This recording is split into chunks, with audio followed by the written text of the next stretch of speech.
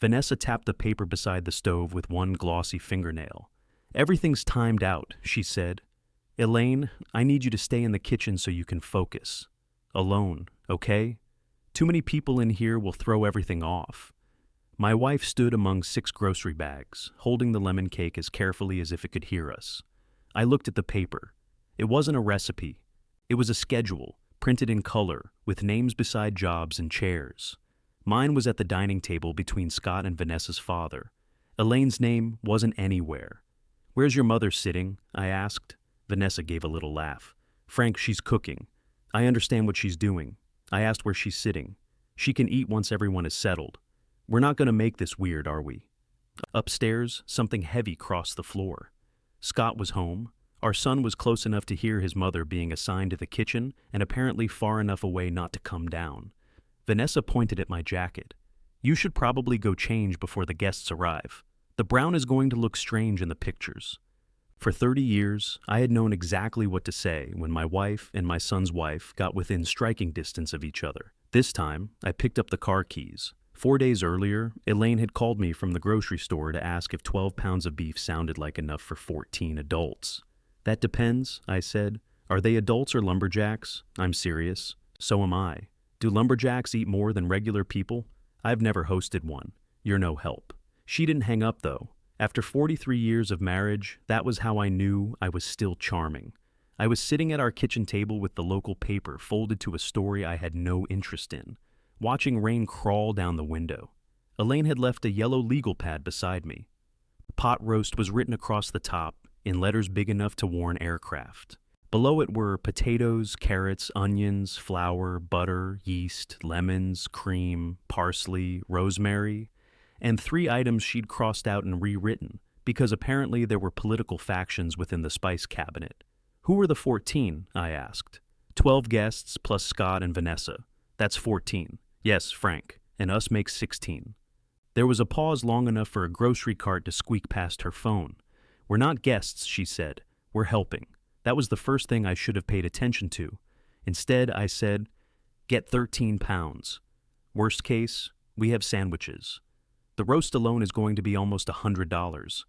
Then get 12. Nobody needs a full pound of beef unless they're pulling a plow afterward." She laughed, and the concern passed out of my mind because I had learned to treat Elaine's laughter as proof that everything was fine. Vanessa had called 2 nights before. She and Scott had spent 8 months remodeling the first floor of their house, which was a good house before anybody started knocking holes in it. They took out the wall between the dining room and living room, put in pale floors nobody was allowed to wear shoes on, and replaced a perfectly good kitchen faucet with one that looked like it belonged in a restaurant emergency room. The dinner was supposed to unveil all of that. "Everyone keeps asking about Mom's cooking," Scott had told us over speakerphone. Vanessa thought it would be special. Elaine's face changed when he said it, not dramatically. She just sat a little straighter and smoothed her hand across the table. "What do you want me to make?" she asked. "My birthday dinner, the whole thing, if it's not too much." There were 5 parts to Scott's birthday dinner before you counted the gravy. Pot roast with onions cooked down until they disappeared. Rosemary potatoes, glazed carrots, rolls from scratch, and lemon cake.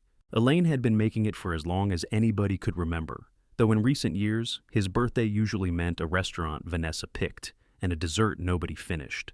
"It's for 12, Vanessa said in the background. 14, Scott corrected. Then we heard a muffled conversation. "Actually," he said, "probably 16. Rachel and Mark might come." Elaine looked at her legal pad, already doing arithmetic. "We can handle 16, I said. I used the word "weah" the way a man uses an umbrella he isn't carrying. On Thursday afternoon, I found Elaine polishing the silver serving spoon her mother had given us. We owned other spoons. This one had leaves carved into the handle and a dark spot near the bowl that never came clean, no matter what she did. "You know they have utensils," I said. "This is for the carrots." "Do carrots know the difference?" She held the spoon up to the light. Vanessa said she wanted everything to feel personal. I took a beer from the refrigerator and leaned against the counter. The kitchen smelled like lemon peel and yeast. 2 rows of rolls were rising beneath clean dish towels. A grocery receipt curled beside the sink like it was trying to get away. "How much did all this cost?" "Don't." "That much?" She offered to pay me back. "Did she?" She will. I took a drink. Elaine turned the spoon over in her hand. She's trying, Frank. I didn't say anything. You made the face. I have one face. You have several. That was the face you made when Rachel bought that white couch. That couch was a cry for help. Despite herself, Elaine smiled. Then she put the spoon into a long plastic container with the carving knife and cake server. I watched her move around the kitchen. She had tied her hair back with a blue cloth band, and there was flour on one hip of her jeans. At 66, she still moved quickly when she cooked, but her hands had started objecting to cold weather. I had seen her flex her fingers twice while kneading the dough. You don't have to do all of it, I said. Scott asked. He asked because he knows you'll say yes. That isn't always a terrible quality in a son. No, it's an excellent quality if you're the son. She gave me a look. I lifted both hands. I'm slicing carrots. No need to involve management. For the next hour, we worked side by side. I peeled. She corrected the thickness of what I peeled. I informed her that carrots had survived thousands of years without uniformity. She informed me that I was welcome to go read my paper. It was an old routine, one I loved partly because it asked so little of me. I made jokes. Elaine made things happen. When the job was done, I praised her for both of us. Friday evening, Rachel stopped by for the cake carrier Vanessa had asked to borrow.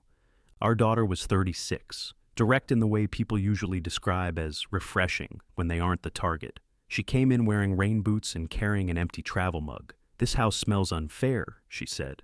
There are extra rolls, Elaine told her. I'm getting married in 6 months. I can no longer make irresponsible bread decisions. You got engaged, I said. You didn't join the Navy. Rachel took a roll. She stood over the sink eating it while Elaine checked the cake layers. So, what's the deal tomorrow? Are you two coming early? 2:00, Elaine said. Dinner at 6. Rachel stopped chewing. 4 hours early? I have to finish everything there? Why? Because it'll be fresher. Mom, pot roast has never once been improved by arriving at a fashionable time. Elaine slid the top cake layer into place. Vanessa wants the house to smell like dinner when everyone walks in. Rachel looked at me. I shrugged. It's an unveiling. Of a wall they removed, the absence of the wall. That's harder to unveil. Elaine told us both to quit. Her tone was light, but she pressed the cake layer hard enough to push filling out one side. Rachel noticed. She noticed most things, and then made the irritating choice to say them out loud. Did Vanessa invite you to dinner, she asked, or hire you without pay? Rachel. I'm asking. She's trying to include me. Rachel licked butter from her thumb. Then why do you sound like you're defending her? That changed the air. I stepped in because stepping in was what I did. Your mother's tired. You came for the cake carrier, not a deposition. Rachel looked at Elaine, not me. For a second, I thought she might press harder. Instead, she picked up the carrier. Mark and I will be there at 6, she said. If you need anything, call. After she left, Elaine washed the same spatula for too long. She worries about you, I said. She thinks I'm weak. No, she doesn't. You always answer fast when you don't know. I opened my mouth, then closed it. Elaine dried the spatula and placed it in the drawer. I want tomorrow to be nice. It will be. You can't know that either. No, but I answered slower. She bumped me with her shoulder on the way past. That was as close as we came to discussing it. Saturday morning arrived bright and cold. By 10, our refrigerator looked like a warehouse. Every container had a strip of masking tape with Elaine's handwriting on it. Beef, carrots, potatoes, do not refrigerate, roll dough, gravy base. The lemon cake occupied the top shelf with an authority usually reserved for medical organs. At noon, Scott texted me. Looking forward to tonight. V's stressed. Please help Mom go with the flow. I read it twice. Then I put the phone face down. That sentence wasn't unusual. Scott had been asking me to help his mother go with the flow for years. Sometimes it meant arriving later than planned because Vanessa wasn't ready. Sometimes it meant not mentioning that they had missed our anniversary dinner. Once, it meant telling Elaine not to bring her potato salad because Vanessa had ordered catering, only to have Vanessa ask at the last minute why Elaine hadn't brought a side. There was always a flow. It always ran in one direction. What did he say? Elaine called from the hallway. That they're looking forward to tonight. This was not exactly a lie. It was trimming. At 1:30, we loaded the car. The roast pans went in the trunk, wrapped in old towels. The vegetables sat on the back seat in insulated bags. Elaine held the cake on her lap. She wore navy slacks, a cream blouse, and the pearl earrings Scott had given her 3 Christmases before. Over it all, she had tied on the apron he'd bought her from a fancy kitchen store. World's Best Mom was stitched across the front in small, tasteful letters, as though the sentiment had been approved by a committee. "You're wearing the apron in the car?" I asked. "I don't want to wrinkle my blouse. The cake gets a seatbelt. You don't. The cake can't brace itself." We were halfway there when she said, "If Vanessa says something sharp, let it go." "Why are you telling me?" "Because you get that quiet voice." "What quiet voice?" "The one that makes people feel like they've been asked to leave a bank." I smiled, but she kept looking through the windshield. "I mean it, Frank. This matters to Scott." Everything mattered to Scott when the consequences might reach Scott. I almost said that. Instead, I rested my hand on her knee. "We'll make it nice," I said. Vanessa opened the door before we rang the bell. She wore black pants and a soft green blouse, with her hair clipped up for work. For one hopeful second, she looked genuinely relieved. "Oh, thank God," she said. Then she saw the cake on Elaine's lap. "I thought we agreed on something more rustic." Elaine's smile held. "It's the lemon cake Scott wanted." "Yes, but I sent you that picture. The one with the bare sides? It's called a naked cake. I took the carrier from Elaine. This one has clothes." Vanessa looked at me, deciding whether I was joking in a permitted way. Then she stepped aside. The remodeled house was beautiful. I can say that now, and I could see it then. Sunlight moved cleanly across the pale floor. The missing wall made the whole first floor feel wider. A long wooden table stood near the windows, already set with linen napkins and smoky gray glasses.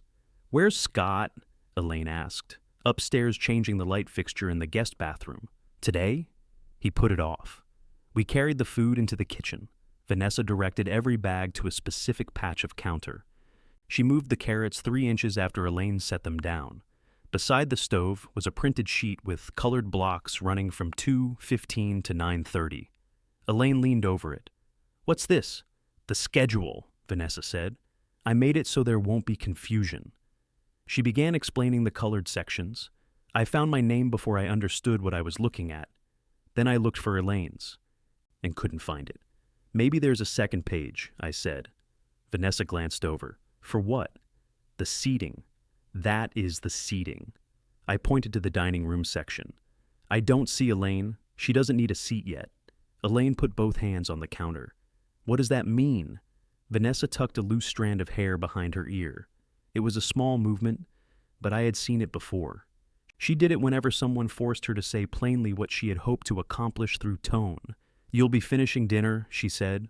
"Once we serve, you can take a breather in here. In the kitchen, it'll only be for the first part. People are going to be moving around, and there's already limited space." The missing wall made that an interesting argument. I looked at the table. There were 14 place settings. Rachel and Mark had been added. Elaine and I made 16, which meant Vanessa had set places for every person expected in the house, except the woman feeding them. "Where am I supposed to be?" I asked. "You're right there, next to Scott. So, there's room for me, because you're not cooking." Elaine touched the edge of the schedule. "I thought I was making dinner for everyone." "You are. I thought I was having dinner with everyone."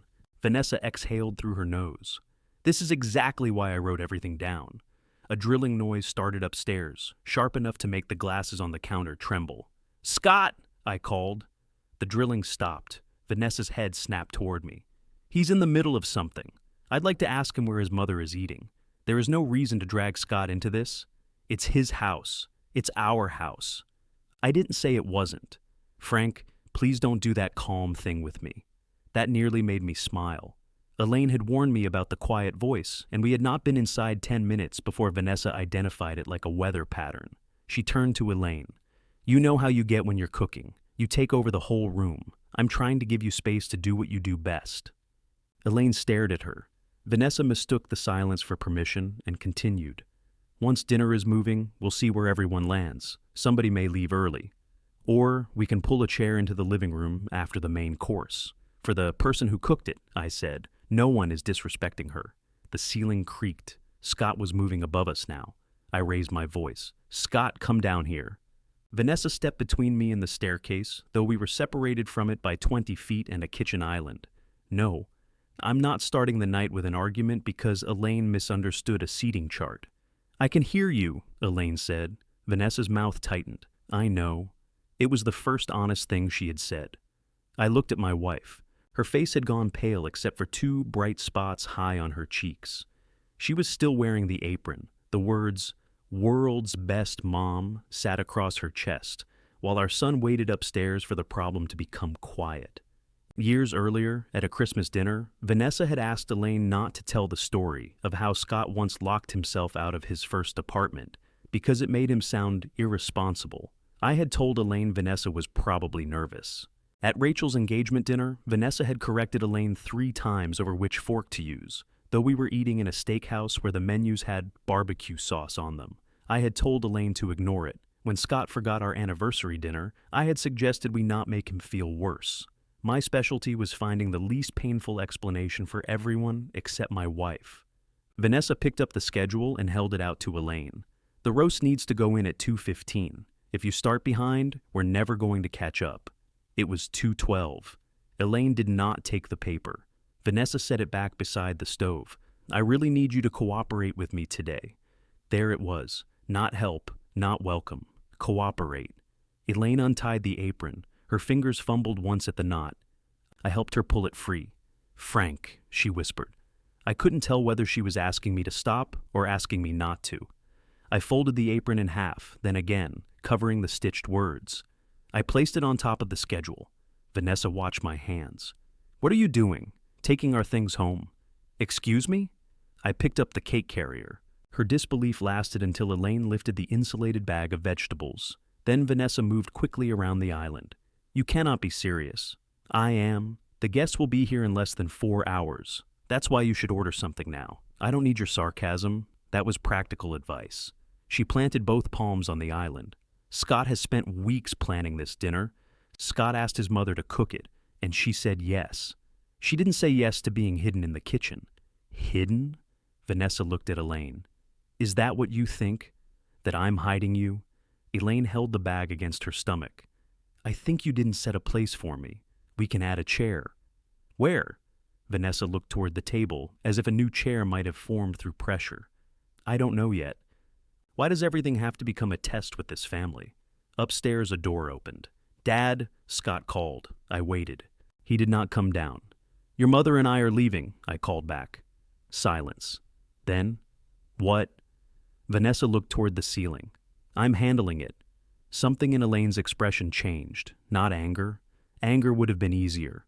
The last bit of hope simply stepped out.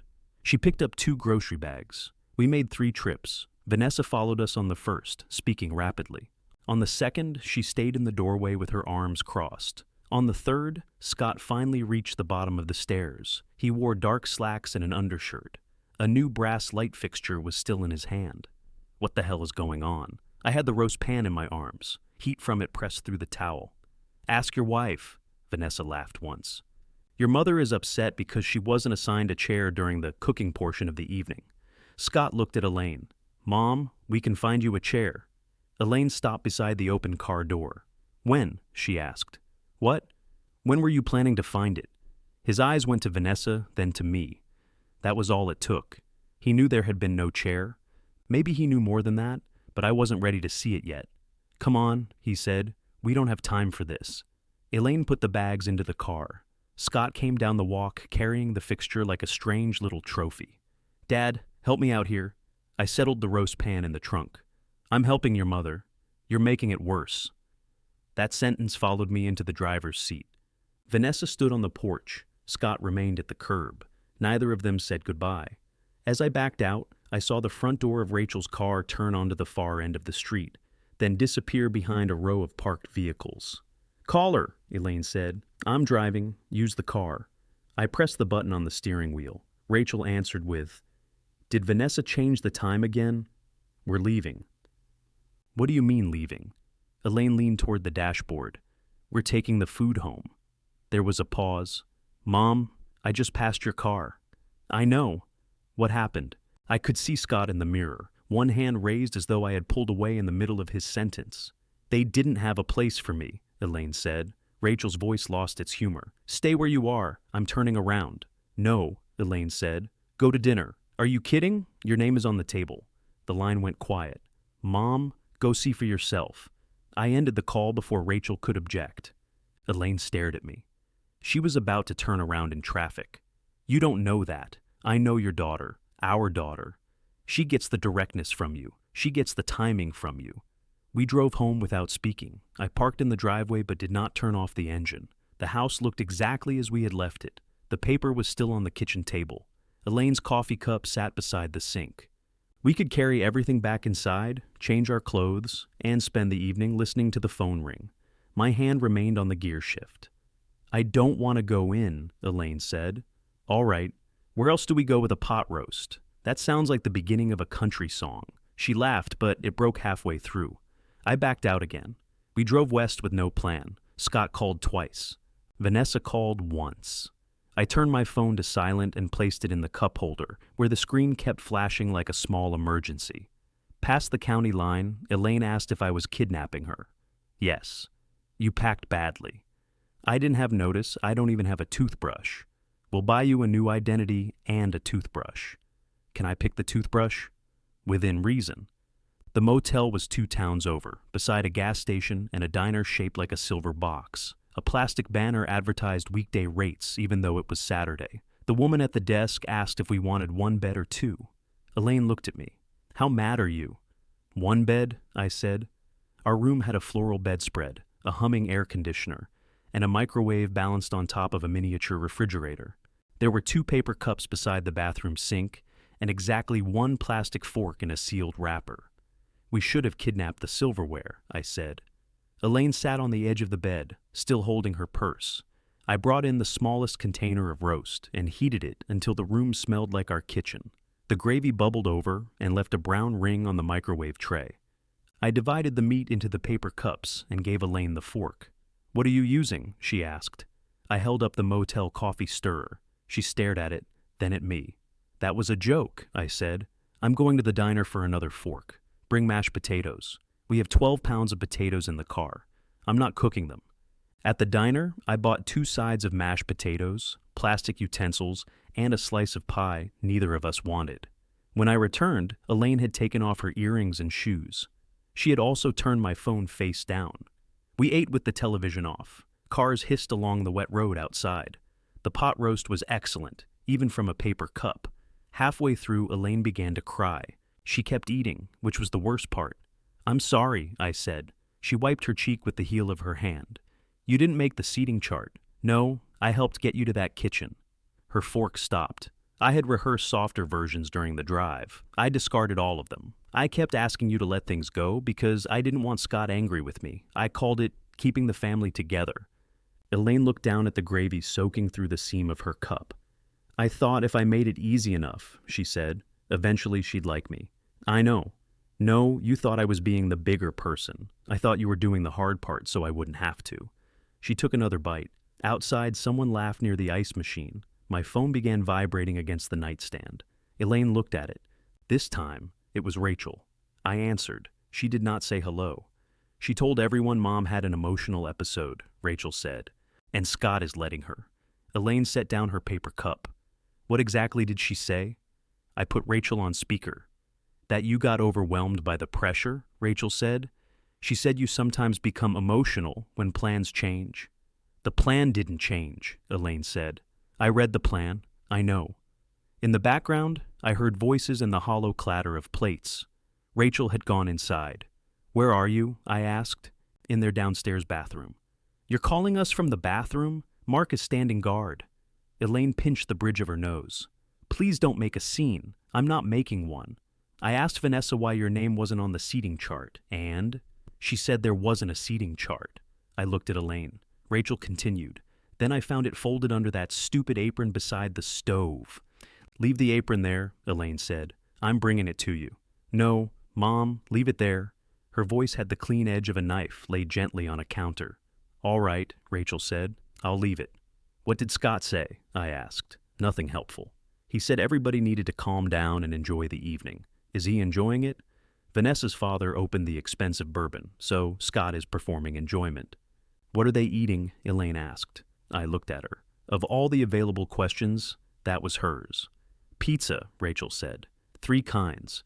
The business partner's husband is allergic to something in 2 of them, and Vanessa has been reading ingredient labels for 15 minutes. Elaine's mouth twitched. Did she order enough? She asked. Mom? I'm only asking. No, you're trying to take care of a dinner you left. Elaine leaned back against the headboard. Rachel lowered her voice. Mark and I can leave. If you leave now, they'll say I sent you. I don't care what they say. I do. Why?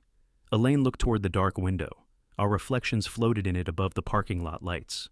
Because Scott is my son, she said. Rachel did not answer right away. That fact seems to do a lot of work for him, she finally said. I winced. Elaine closed her eyes. Rachel, I said. No? Dad? You don't get to use that tone tonight. You've been smoothing this over for years. I know. That stopped her. What? I said I know. The ice machine groaned outside, followed by the heavy drop of a fresh load. Rachel's voice softened. Where are you two? Safe, I said. That was not the question. We got a motel. You got a motel? Your mother requested mashed potatoes. Are you drunk? I've had motel coffee. That might be worse. Elaine reached for the phone. Stay through dinner. Don't defend me. Don't argue. Just watch. Watch what? Who asks where I am?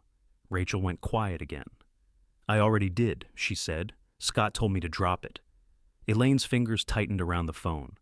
I'll call you tomorrow, she said, and ended the call. The room seemed smaller afterward. I could smell gravy, motel soap, and the lemon cleaner they used on the bathroom floor.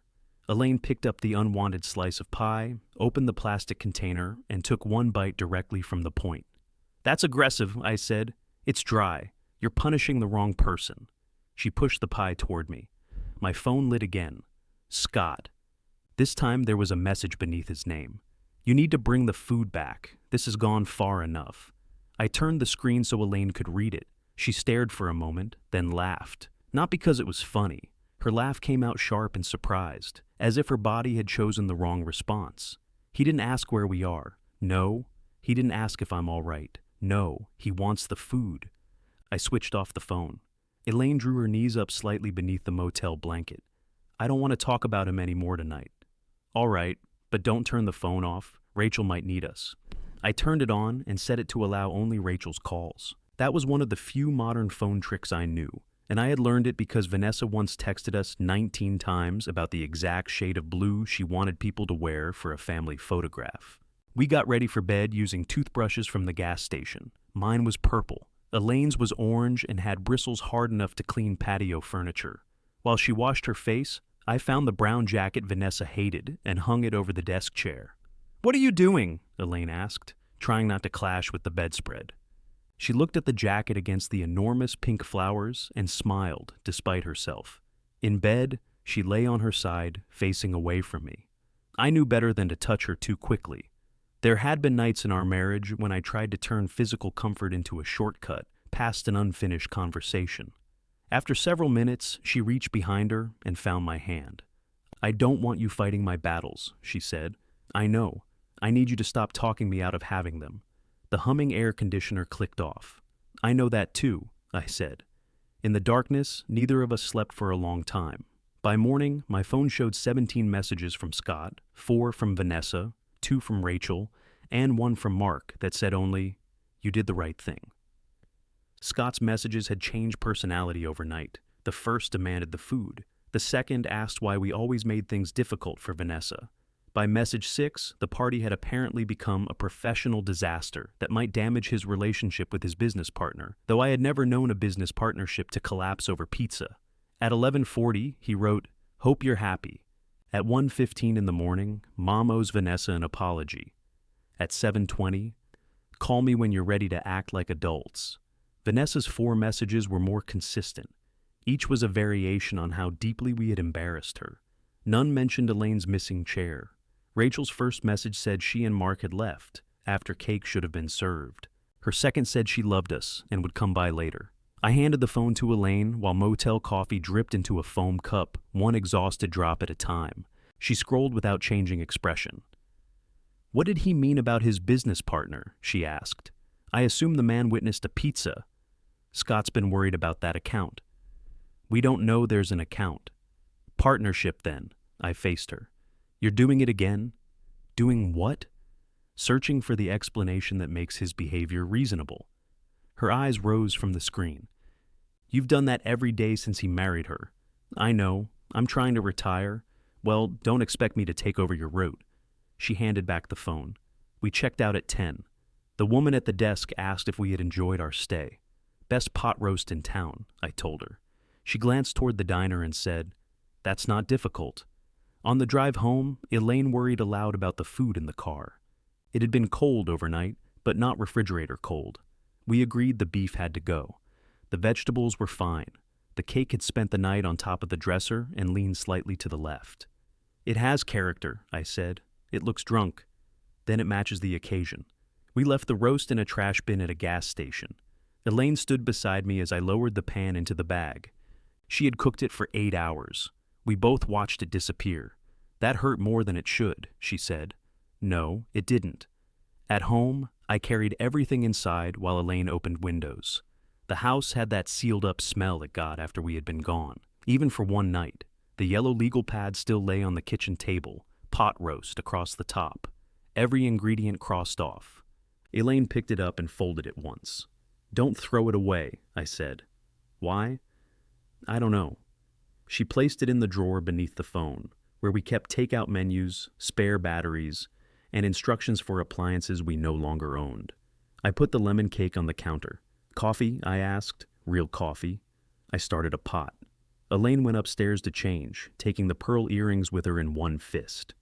She had been gone less than 5 minutes when a car door slammed outside. Scott did not knock. He used his key, came through the front door, and called, Dad! I stepped into the hallway.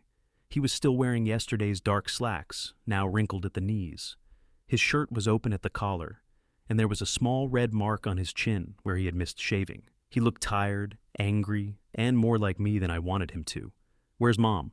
Upstairs. Good. We need to talk before she comes down. You drove over here to discuss your mother without her? He shut the door harder than necessary. I drove over here to figure out what happened. You know what happened. No, I know Vanessa had a dinner planned, Mom got upset, and you took off with food for 16 people. Your mother didn't get upset. She was insulted. Because of a chair. Because every person invited to your house had a place except her. Scott dragged a hand over his face. It was a timing issue. No, dinner was a timing issue. Your mother was a seating issue. You're twisting words. I'm reading the chart. His eyes flicked toward the kitchen, as if the schedule might be here too. That look settled something in me. You saw it before yesterday, I said. What? The seating plan. No. The denial arrived quickly, but not cleanly. You knew your mother wasn't at the table. I knew Vanessa had some idea about keeping the kitchen organized. Mom gets stressed when people are underfoot. Your mother? Dad, don't. Your mother gets stressed? You know what I mean. I don't think I do. He walked past me into the kitchen. The lemon cake sat in its carrier on the counter. Scott stopped when he saw it. For 1 second, his anger left. That cake had followed him through apartments, job changes, breakups, and birthdays he claimed he was too busy to celebrate. Elaine had once driven it 40 miles in an ice storm because he had called late and said he missed home.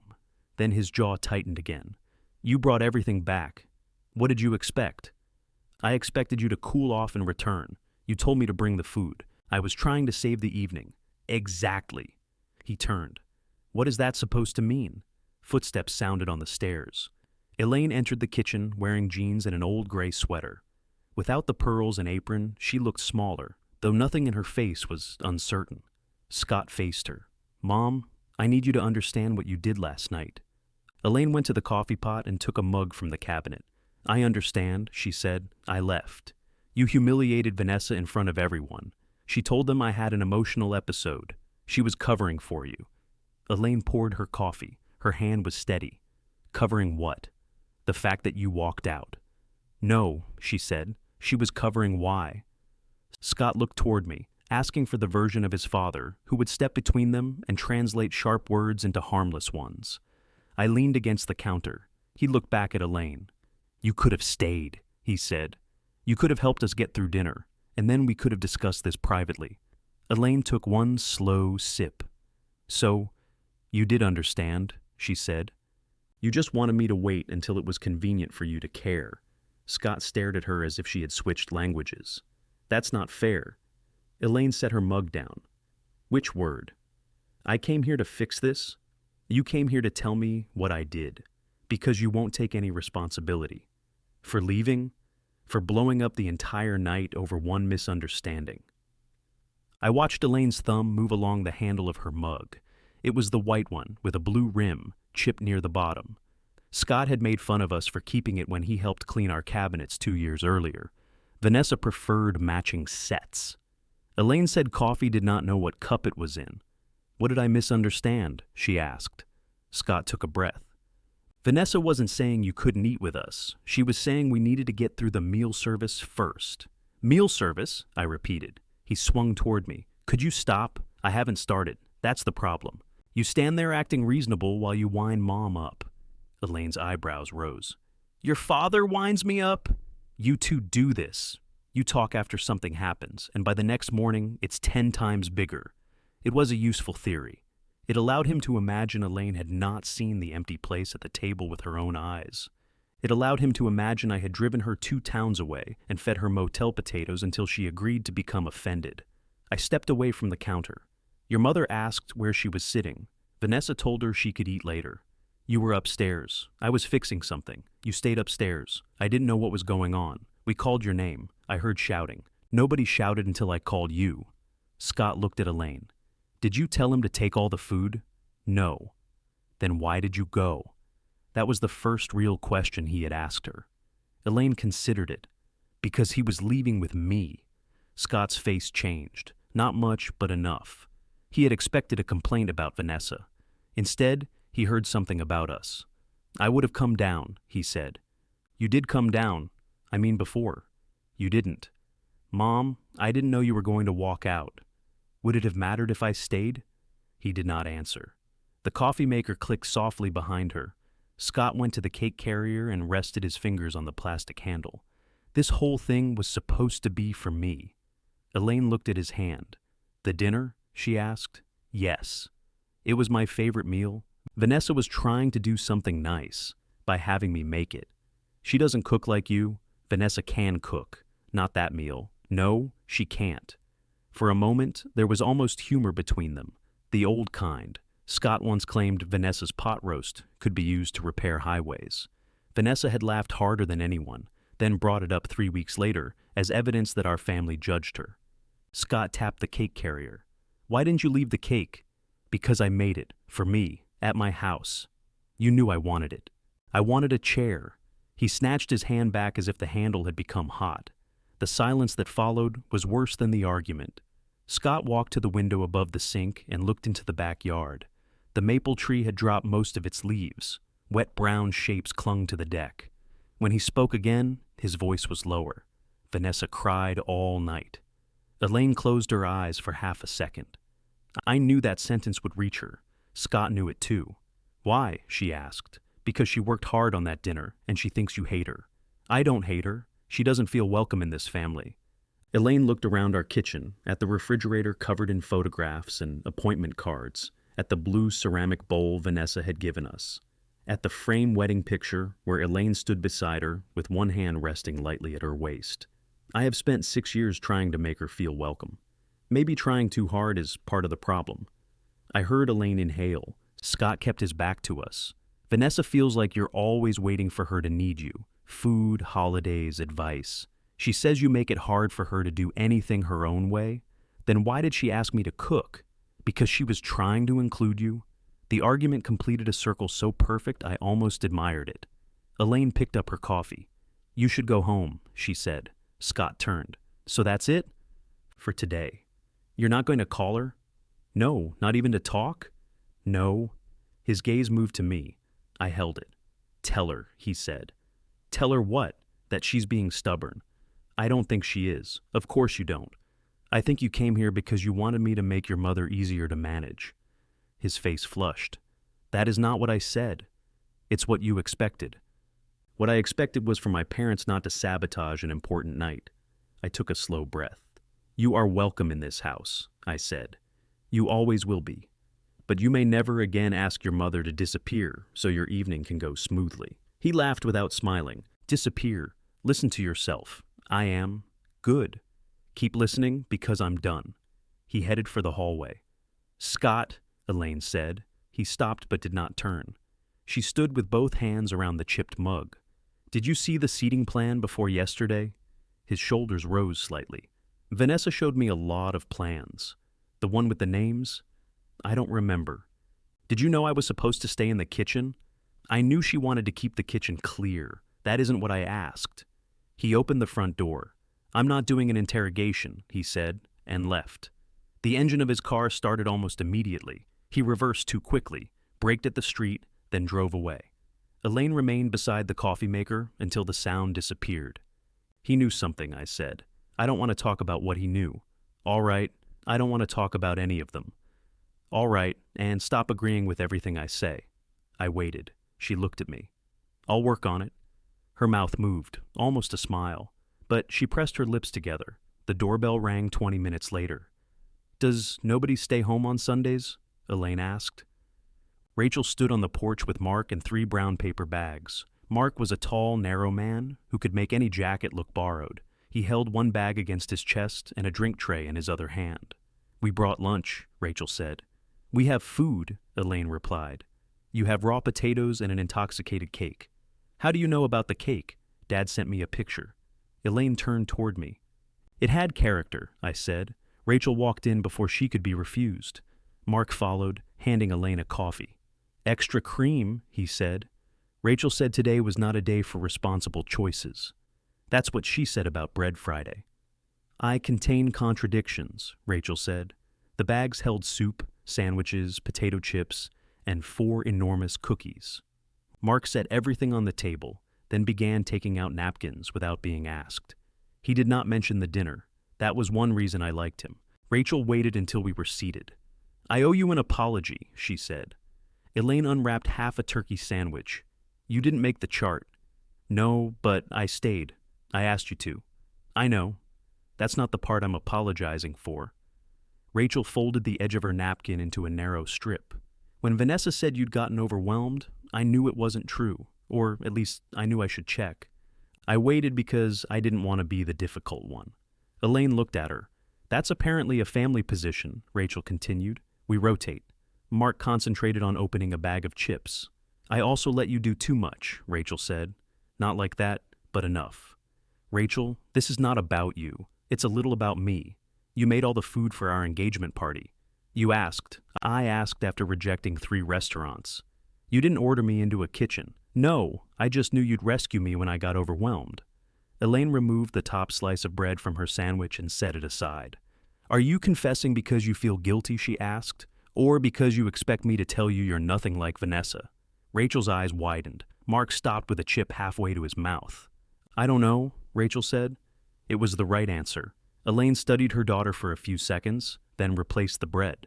Thank you, she said. Rachel released a breath. You're welcome. That wasn't forgiveness. I know. Good. Mark finally ate the chip. Lunch loosened after that. Rachel told us Vanessa's mother had spent most of dinner praising the new floors while staring at the front door. Scott's business partner had eaten 3 slices of the safe pizza and asked Mark whether family gatherings were always that formal. Mark had told him no. Usually there was beef. I'm sorry, he said to Elaine. It came out before I could stop it. That's funny, she said. He was proud of it all night, Rachel said. I remain proud. They stayed to clean. When Mark carried the empty cups toward the trash, Elaine told him he was a guest. So were you, he said. The words landed harder than he intended. His face changed immediately. I'm sorry. No, Elaine said. Don't be. She handed him 2 plates. After they left, the house became quiet again. Elaine stood at the counter looking at the lemon cake. We can't eat all of this, she said. We can try. She cut 4 large slices. 2 went into containers for Rachel and Mark. We ate the other 2 at the table. That evening, Vanessa sent a message to the family group. Last night was painful for everyone. When people are ready to communicate respectfully and take accountability, our door is open. 3 dots appeared beneath it as Rachel began typing. They vanished, returned, then vanished again. Nobody answered. Elaine placed her phone face down. At 9, she opened the kitchen drawer and took out the folded grocery list. She smoothed it on the table, found a pen, and wrote the final cost beside each ingredient from memory. "What are you doing?" I asked, figuring out what the dinner cost us. I looked at the numbers. "I don't mean the groceries," she said. She drew a line beneath the grocery total. Under it, she wrote 3 days. Then, my hands.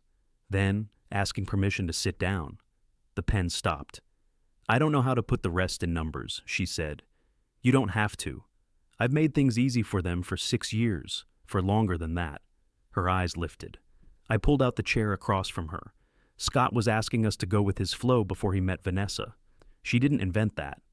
No, but she turned it into a filing system. I looked at the list. "What are you going to do with this?" "I don't know yet. Send them a bill?" "No." "Good. I don't think emotional labor has a tax category." She folded the paper along the same crease and put it back in the drawer. The next morning, Vanessa texted Elaine privately. "I'm willing to forgive what happened, but I need to know it won't happen again." Elaine showed it to me while I was buttering toast. "Are you going to answer? I haven't decided. What would you say?" "That it won't happen again." I waited. "Because I'm never cooking another dinner in her house." She put the phone down and ate her toast. For the first few days, nothing changed except everything we waited for. Every car slowing near our house made Elaine glance at the window. Every time her phone sounded, I watched her pretend she had not reached for it too quickly. Scott had never called every day. Sometimes a week passed without either of us hearing from him. But silence feels different when somebody is using it.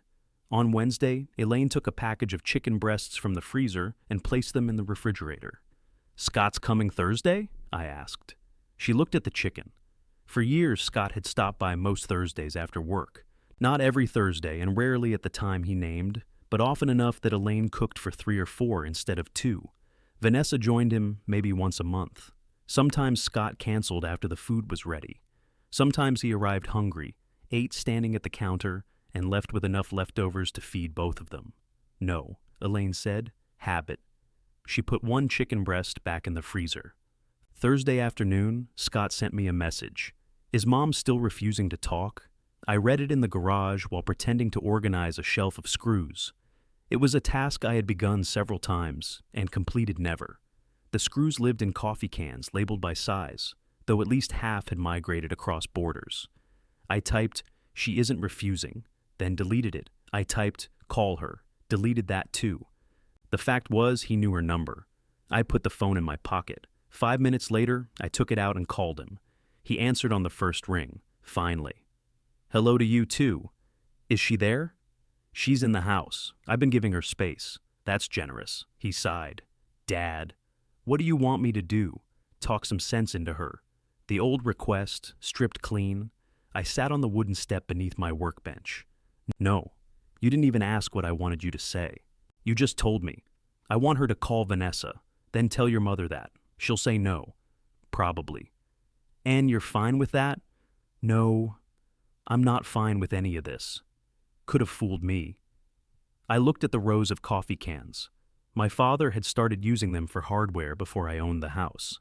I had inherited his system and complained about it for 40 years without replacing it. "You want to meet for coffee?" I asked. Scott went quiet. "Why?" "Because I haven't seen you since you left angry. I'm still angry. They serve angry people now." He reluctantly agreed to meet the next morning at a diner near his office. I did not tell Elaine until after dinner.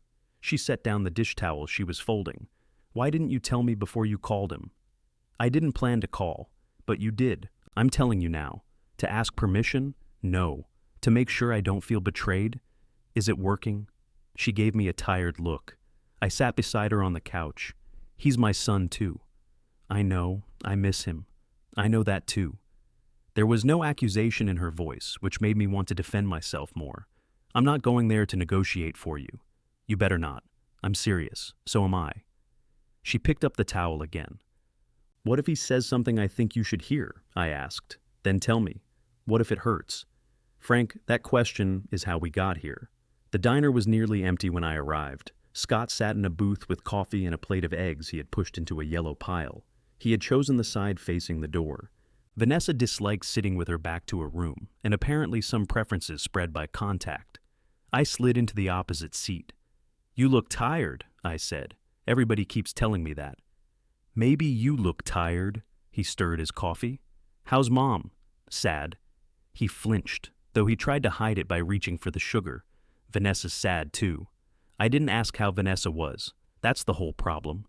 The waitress brought me coffee. Scott waited until she left. You and Mom never ask how Vanessa feels. You assume she's wrong. Not always. Name one time you took her side. I told your mother not to bring potato salad to your barbecue. He stared at me. That's your example? It caused a surprising amount of discussion. Mom brought coleslaw instead. She'd already bought the cabbage. Scott leaned back. You joke so you don't have to answer. He was right, which irritated me. All right, I said. Vanessa was right when she said your mother takes over. His expression shifted. Your mom is helpful, I continued. Sometimes past the point where help is wanted. She fills silences. She brings food when people say not to. She offers advice twice. 4 times. Sometimes 4. And if Vanessa does something differently, Mom gets that wounded look. She does. Scott set down his spoon. So, you see it. I see some of it. Then why are you acting like Vanessa is a monster? I'm not. You left her standing there with 16 people coming, 14 guests. You know what I mean? Your wife could have told your mother she didn't want help. Instead, she asked for 5 homemade dishes, took 3 days of work, and planned to keep her out of the room. She wasn't keeping her out. Then where was the chair? His jaw moved. Did you see that schedule beforehand? I asked. I told you, she showed me a lot of things. Did you see where your mother's name was missing? I didn't study it. That's not no. Scott looked toward the counter. The waitress was filling salt shakers from a cardboard carton. I knew Vanessa wanted the kitchen clear, he said. She said Mom would be happier if she could concentrate. Did you believe that? I believed it would keep them from getting into each other's way. Your mother wasn't in Vanessa's way when she was cooking the whole meal. You don't understand what it's like in my house. No, I don't. His eyes returned to mine. For a moment the anger dropped and I saw something else. Exhaustion, yes, but also fear. Not fear of Vanessa exactly. Fear of the next argument, the next disappointment, the next person who would require him to take a side he could not leave once chosen. I knew that fear because I had organized my marriage around avoiding it. I taught you this, I said. What? To wait until one person gives in and call that peace. He frowned. You didn't teach me anything. I did. I just didn't mean to. Can we not turn this into one of your big reflective moments? I smiled. There you are. He almost smiled back. The almost hurt. Then he pushed his plate away. Vanessa won't be around Mom until Mom apologizes. That's her decision. And if I agree, that's yours. You're willing to lose me over a chair. No, I'm willing to let you choose what kind of son you're going to be. His face closed. That sounds good when you say it slowly, doesn't it? It sounds terrible. I reached for the check before he could. Outside, the morning was colder than I expected. Scott stood beside his car, keys in his hand. Are you coming for Thanksgiving? He asked. Are we invited? Of course you're invited. Your mother too? He looked away. We're probably doing it with Vanessa's parents this year, he said. Things are still raw. Then why did you ask? I don't know. Neither of us moved. I wanted to hug him. I wanted to shake him. Instead, I put my hand briefly on his shoulder. He let me. Then he got into his car. At home, Elaine was kneeling in front of the hall closet with old coats spread around her. She had decided to donate things, which was what she did when she needed to control a smaller world. How was coffee? She asked. He thinks you take over. She sat back on her heels. Do you? Sometimes. Her face tightened. You told me to tell you. I didn't promise to enjoy it. He also thinks Vanessa was wrong. Did he say that? No.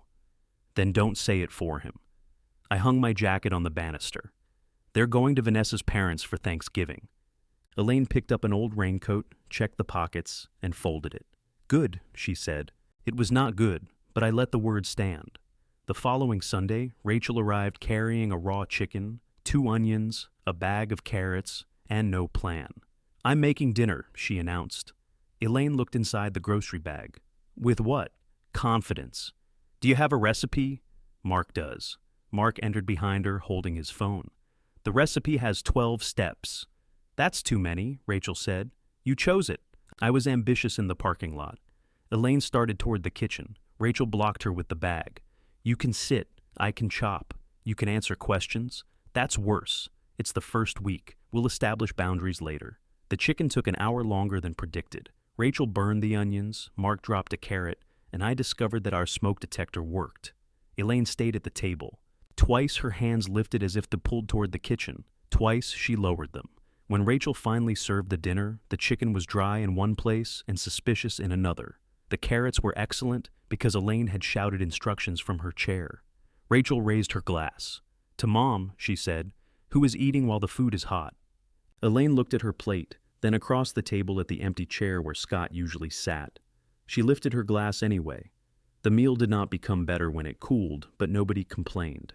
Mark cleared the plates. Rachel carried the chicken to the counter and stared down at it. Can this be saved? For what? I asked. Evidence?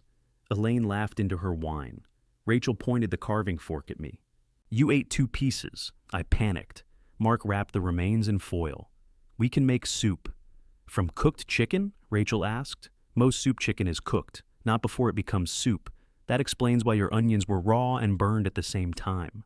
They bickered gently while Elaine watched. Something in her face softened, then tightened again, when Rachel opened the wrong drawer for the foil. The foil is, she began. She stopped herself. Rachel opened another drawer. Elaine's fingers curled around the edge of the table. Second drawer left of the stove, she finally said. Thank you, Rachel replied. I was trying not to take over. You're allowed to tell me where things live in your house. I'm learning the rules. We all are. Rachel said it lightly, but she looked at me when she did. After the kitchen was clean, she brought a folder from her purse. Elaine saw it and groaned. If those are wedding menus, I'm going upstairs. They're invitations. I don't know anything about invitations. You know names. I'm not addressing 100 envelopes. Rachel slid the folder across the table. I'm asking you to look at one line. Elaine opened it cautiously. Inside were 3 sample cards with different wording. Rachel touched the second. Do we say together with their families if Mark's parents aren't contributing financially? You say it if they raised him. Mark leaned against the counter. They did. I checked. Elaine looked at him over her glasses. Then yes. That's all I needed, Rachel said, closing the folder. You drove over here to ask me one sentence? We drove over here to cook. The sentence was a bonus. Elaine studied her daughter as though waiting for the hidden stack of envelopes to appear. It did not. Once they left, she stood at the front window until their tail lights disappeared. She's trying too hard, she said. Probably.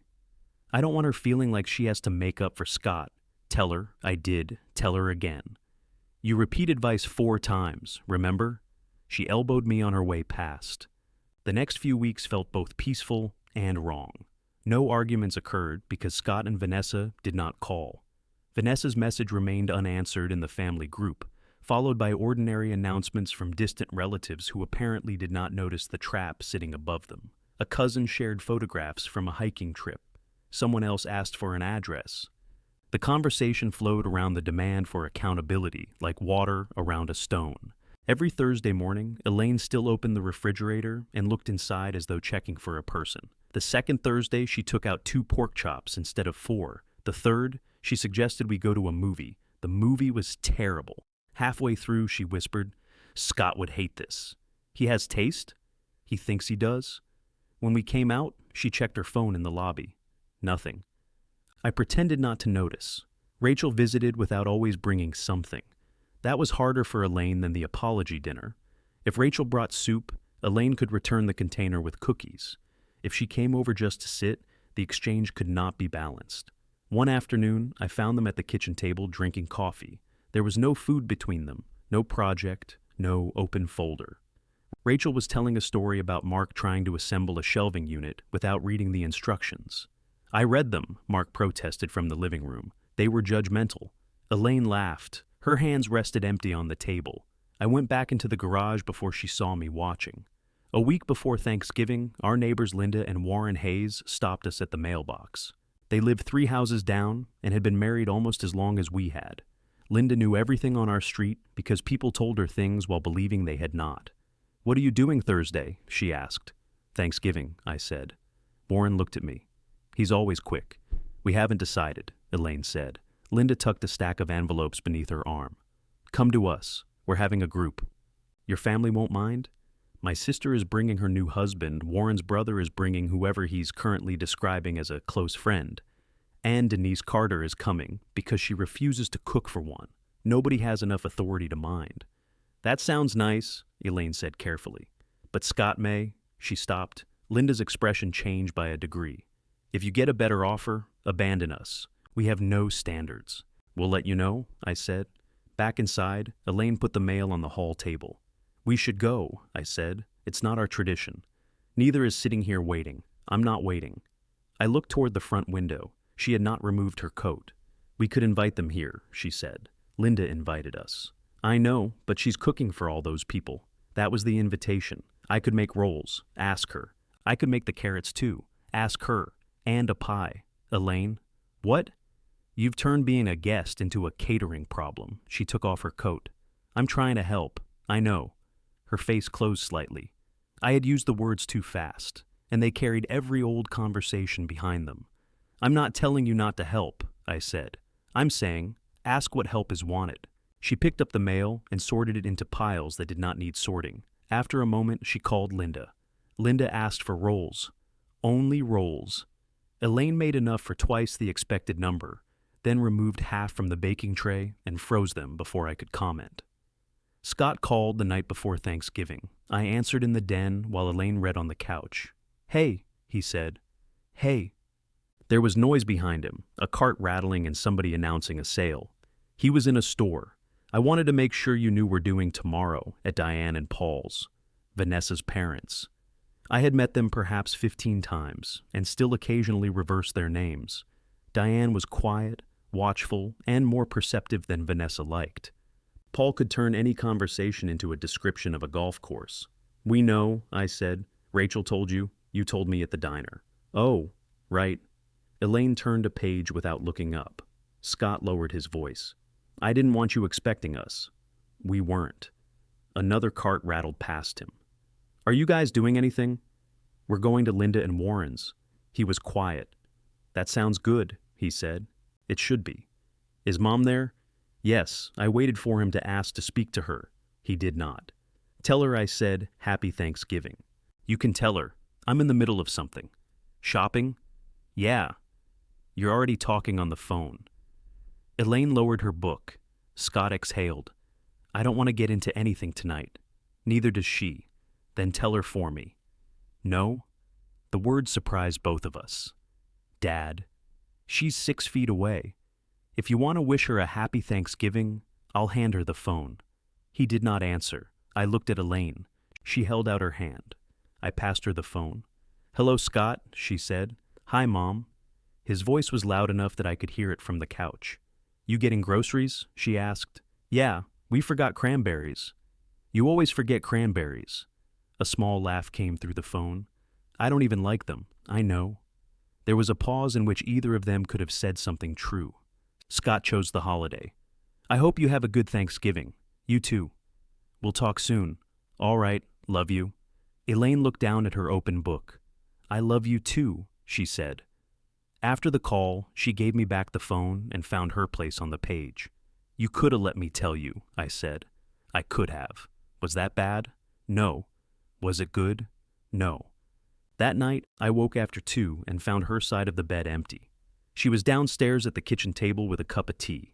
I almost called him back, she said when I entered. Why? To say we could stop by Diane and Paul's after dinner, just for dessert. I pulled out the chair beside her. Do you want your son back? She asked. Or do you want the pain to stop? I rubbed my eyes. Both. Which one would calling fix? The pain. Maybe. For how long? I don't know. She wrapped both hands around the cup. I keep thinking if I find the exact right thing to say, he'll understand.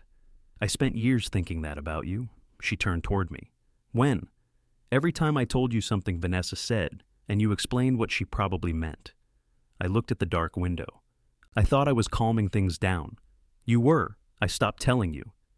The refrigerator hummed behind us. I'm sorry, I said. I know. No, I mean, right now. I'm sorry you stopped telling me and I didn't notice. She leaned her head against my shoulder. We sat that way until the tea went cold. At Linda and Warren's the next day, Elaine carried the rolls into the kitchen and immediately reached for an apron hanging from a hook. Linda slapped her hand away. "You brought what I asked for. Go sit down. I can help. You can open wine. I don't know anything about wine. Neither does Warren, and it hasn't slowed him down." Warren raised his glass from across the room. Confidence. The word reminded me of Rachel's chicken. I laughed hard enough that everyone looked at me. We ate at 2 folding tables pushed together. Nothing matched. Warren's brother's close friend told a long story about getting lost in Vermont. Denise complained about the turkey, then asked for seconds. Linda burned the first pan of stuffing and blamed the oven with such sincerity that the oven nearly apologized. Elaine sat beside me through the entire meal. Her phone remained in her purse until coffee. Scott had sent one message: "Love you both. Hope dinner was good." Elaine read it, then looked around at the noisy table. Linda was arguing with Paul, not Vanessa's Paul, another Paul, about whether pecan pie counted as a breakfast food. Warren was wrapping leftovers for Denise before she could refuse them. Elaine typed slowly. "We love you too. Dinner was good. We are with friends." She set the phone down. An hour later, Linda carried in a store-bought lemon cake because, she said, she had forgotten to make dessert number 4. Elaine took one bite and whispered to me, "Mine is better, I know, but I'm eating this one sitting down." I reached beneath the table and took her hand. The next Sunday, Linda returned our empty roll basket with a covered casserole inside. "This is not a fair trade," Elaine said at the door. "It's not a trade. Warren made too much baked ziti." From the sidewalk, Warren called, "She made too much." "We are one household," Linda shouted back. "The court doesn't care." Elaine invited them in for coffee.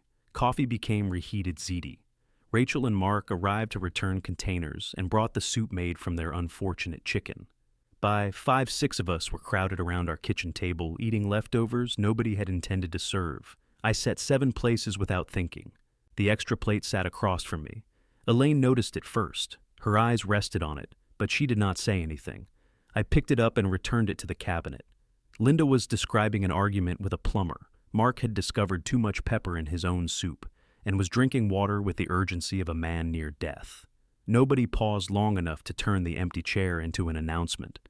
After dinner, Elaine brought out the remaining half of the leaning lemon cake. "You froze it?" I asked. "Cake freezes. It had already survived a motel. It has resilience." Linda took one bite and closed her eyes. "Why have you been hiding this from us?" "I haven't. You absolutely have. Warren, leave me if you want a piece." Warren cut his own. That accidental dinner repeated 2 weeks later, then again in December. We never named it.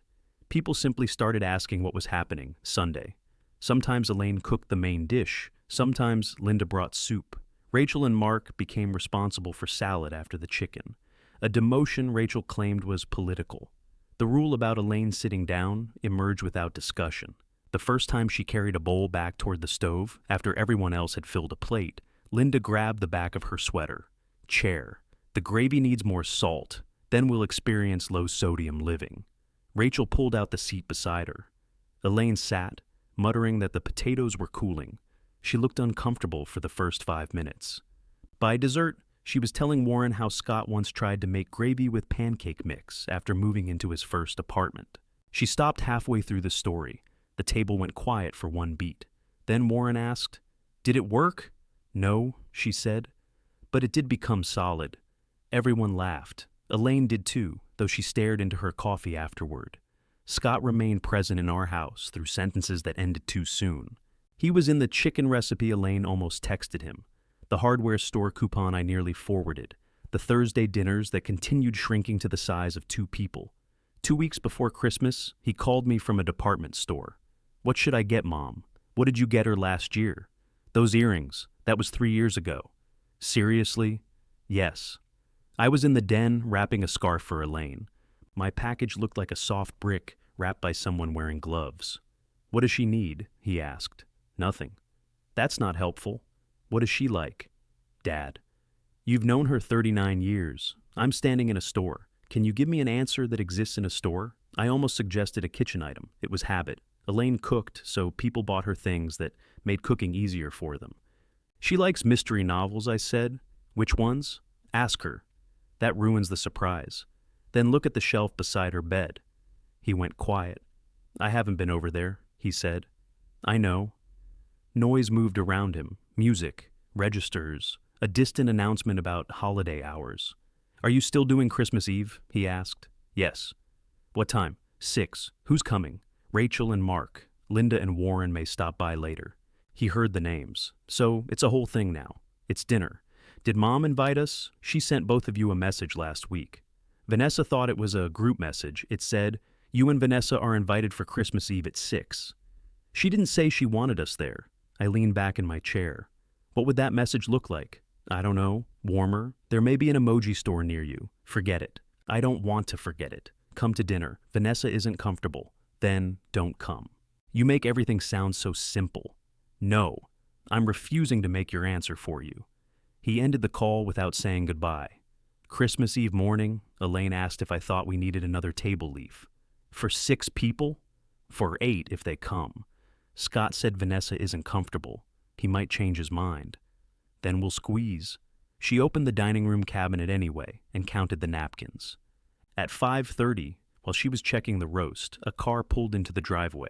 Elaine wiped her hands on a towel and went to the window. Scott came up the walk alone, carrying 2 gift bags. Vanessa stayed home. He said she had a headache, and neither of us insulted him by pretending to believe it. He gave Elaine a hardcover mystery novel. She turned it over and read the description. This is the 3rd book in a series, she said. His face fell. I've read the first 2, she added. I like them. His relief was immediate and young enough to break my heart. He stayed 23 minutes. I know because I watched the clock, despite telling myself not to. He accepted coffee, but no food. He stood in the kitchen rather than sit, keeping his coat zipped. Elaine gave him the gift we had bought before the dinner incident, a dark blue sweater and a set of small tools for his car. You didn't have to get me anything, he said. I know. He hugged her. She put both arms around him, and for a second I saw her decide whether to hold on. She released him first. At the door, he handed me a smaller bag containing a bottle of bourbon. Vanessa picked that, he said. Thank her for us. He nodded. Merry Christmas, Dad. Merry Christmas. He looked toward the kitchen, where Elaine had remained beside the counter. Tell Mom, no.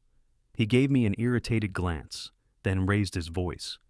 Merry Christmas, Mom, Elaine answered from the kitchen. Merry Christmas, sweetheart. After he drove away, she opened the novel and found a gift receipt tucked inside. He tried, I said. Yes, that counts. Yes. She carried the book upstairs before our guests arrived. For the rest of the evening, she was cheerful enough that only I knew the exact effort it required. Rachel gave us a framed copy of her wedding invitation. She and Mark had chosen together with their families. Beneath the formal card, Rachel had written in pencil, "No one is working alone." Elaine read it twice before placing it on the mantel. The wedding was scheduled for May. As the date came closer, it gave our family something safe to discuss. Scott asked about hotels. Vanessa commented on flower colors in the group conversation. Elaine answered questions when they were addressed directly to her, and did not volunteer for the rest. That restraint confused people. Rachel called one afternoon in January. "Do you still have the list of addresses from my engagement party?" "No," Elaine said. "You made the guest list." "You did." "I typed what you gave me. I thought you kept everything." "I don't." This was a lie. Elaine kept appliance instructions for machines we no longer owned. The engagement list was almost certainly in the desk drawer under the stamps. Rachel must have realized that. "Okay," she said. "I'll rebuild it. You could ask people for their current addresses. Some may have moved. That's a good idea." Elaine gripped the phone, waiting. "Thanks, Mom," Rachel said. "That's all, that's all." Afterward, Elaine opened the desk drawer, looked at the folder containing the address list, and closed it again.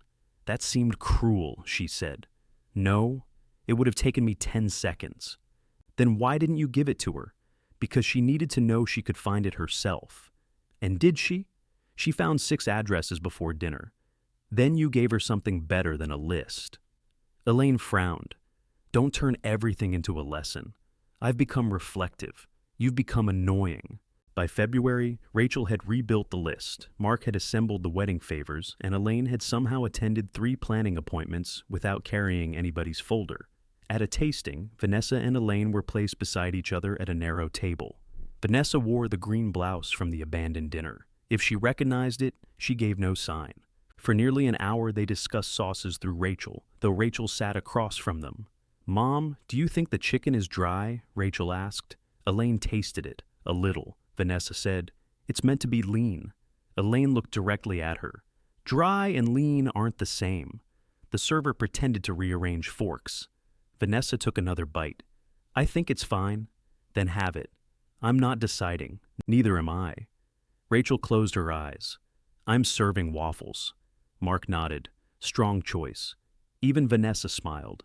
It was the first crack in the ice, and because it was small, everyone trusted it too much.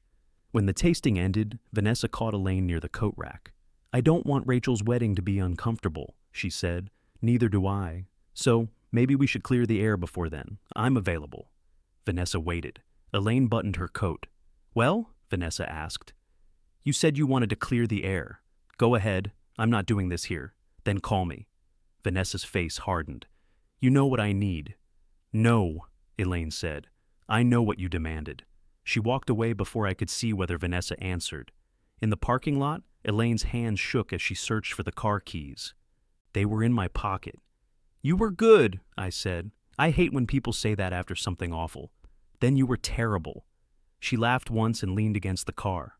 Across the lot, Scott and Vanessa stood beside their vehicle, arguing too quietly for us to hear. Scott looked over at us.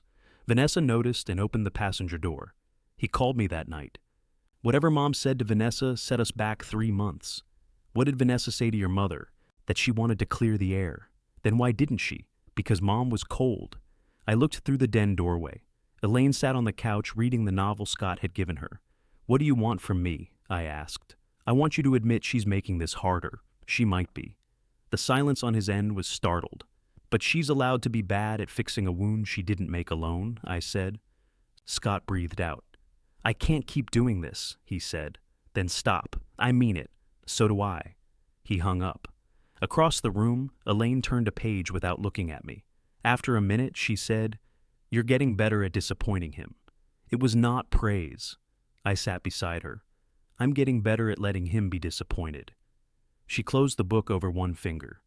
"That scares me more," she said. "Why?" "Because disappointment used to bring him back." "Did it?" "It brought him to the phone." "That isn't the same." "I know." She set the book on her lap. "When you stop chasing someone," she said, "you find out whether they were ever coming toward you." I took her hand. "You're the one who told me not to call at Thanksgiving." "I know what I said." "You think it was wrong?" "No. I think being right can still leave the house quiet." We sat without solving it. That was another change. I had spent most of my adult life believing every uncomfortable conversation needed a closing statement. Sometimes a conversation was just two people placing the truth between them and agreeing not to put a tablecloth over it. The house did not stay quiet for long.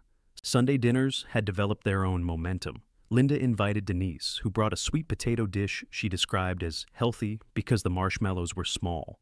Warren's brother Tom arrived twice with his close friend Paul, then corrected everyone by introducing Paul as his boyfriend the 3rd time. "We had begun to suspect," I told him. "Warren said you'd be weird. Warren thinks salad forks are government interference." From the kitchen, Warren shouted, "They are." Elaine cooked, but no longer alone. Linda chopped. Rachel set the table. Mark learned to make gravy without pancake mix, though he claimed that deprived the meal of danger. I washed whatever appeared in the sink and became territorial about the drying rack. Nobody announced the rule that dinner did not begin until Elaine sat down.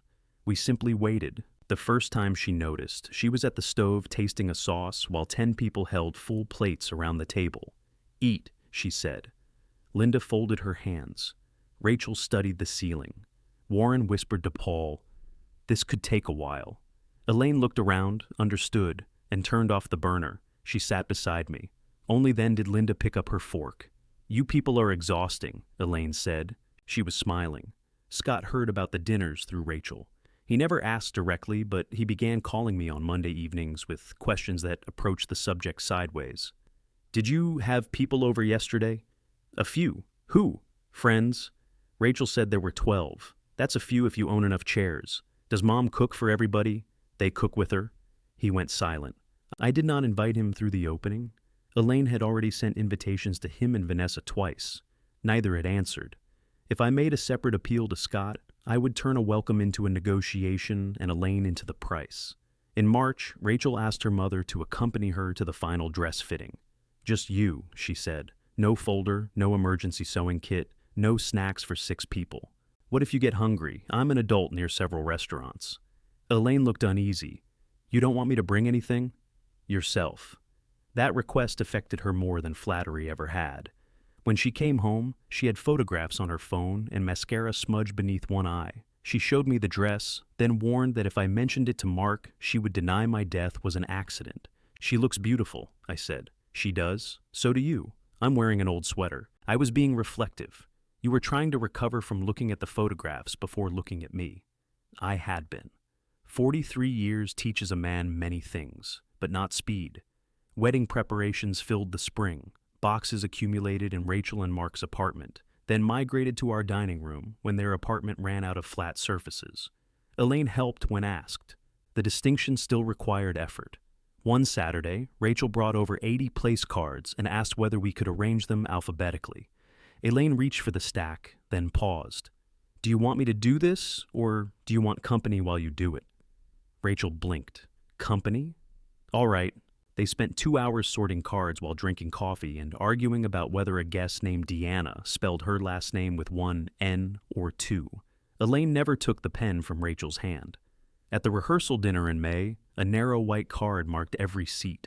I watched Elaine enter the private room at the restaurant and search the long table. Her name was beside mine, Rachel noticed. "I promised," she said quietly. Elaine touched the top of the card. "You didn't have to do this. I had to seat you somewhere. Very funny." Across the room, Scott was helping Mark's father connect a laptop to a projector. Vanessa stood beside the bar in a dark red dress, speaking to Diane. When she saw us, her posture changed. Not much. An inch through the shoulders. Elaine went to her. "Hello, Vanessa. Hi, you look lovely." "Thank you." "So do you." The exchange was civil enough to be used as evidence by either side. I greeted Paul, Vanessa's father, who shook my hand and immediately told me the restaurant was overcharging for wine. Diane hugged Elaine. The hug appeared sincere, which made Vanessa watch it more closely. Nobody discussed the abandoned dinner. That event had become both ancient history and the only thing in the room. During the meal, Scott sat across from me. Vanessa was beside him. Elaine and I were between Rachel's aunt and one of Mark's cousins, who sold insurance and had the rare talent of making his own career sound like a personal tragedy. Halfway through the entree, Scott caught my eye. He glanced at Elaine's place card. Then he looked down at his food. Later, Mark gave a short speech. He thanked both families, made Rachel cry, and ended by admitting she had assembled the shelving unit correctly after all. Rachel stood next. "I want to thank everyone who taught us that love is something you do," she said, "not something you assign." My chest tightened. Elaine looked sharply at her, but Rachel continued without looking toward Vanessa. She thanked Mark's parents for welcoming her, me for calming her down during a problem with the venue, and Elaine for teaching her that caring for people did not mean preventing them from learning how to care for themselves. It was not an attack. That almost made it more dangerous. Vanessa drank her wine. In the parking lot afterward, Elaine confronted Rachel. "You said no scenes. That wasn't a scene. You said a sign." "It's a word, Mom. You knew how it would sound. I knew how it was true." Elaine folded her arms. "Your wedding is not the place to settle my argument. I wasn't settling your argument. I was thanking you. Then you could have done it without aiming over my shoulder." Rachel's face flushed. Mark waited near the car, wisely studying his shoes. I had an instinct to tell them both they were tired. The words nearly left my mouth before I understood what they would do. They would reduce two clear positions to fatigue and make everybody quieter without making anything better. Rachel spoke first. "I'm sorry," she said. "Part of me wanted Vanessa to hear it." Elaine's arms loosened. "That part doesn't get to use me." "You're right. I appreciate what you said about me. That part was true too." "I know." Rachel hugged her. Elaine accepted it, then held her away by the shoulders. "Tomorrow is yours," she said. "If anybody starts anything, I will personally throw them into the cake." From beside the car, Mark raised a hand. "How large is the cake?" "Drive," Rachel told him.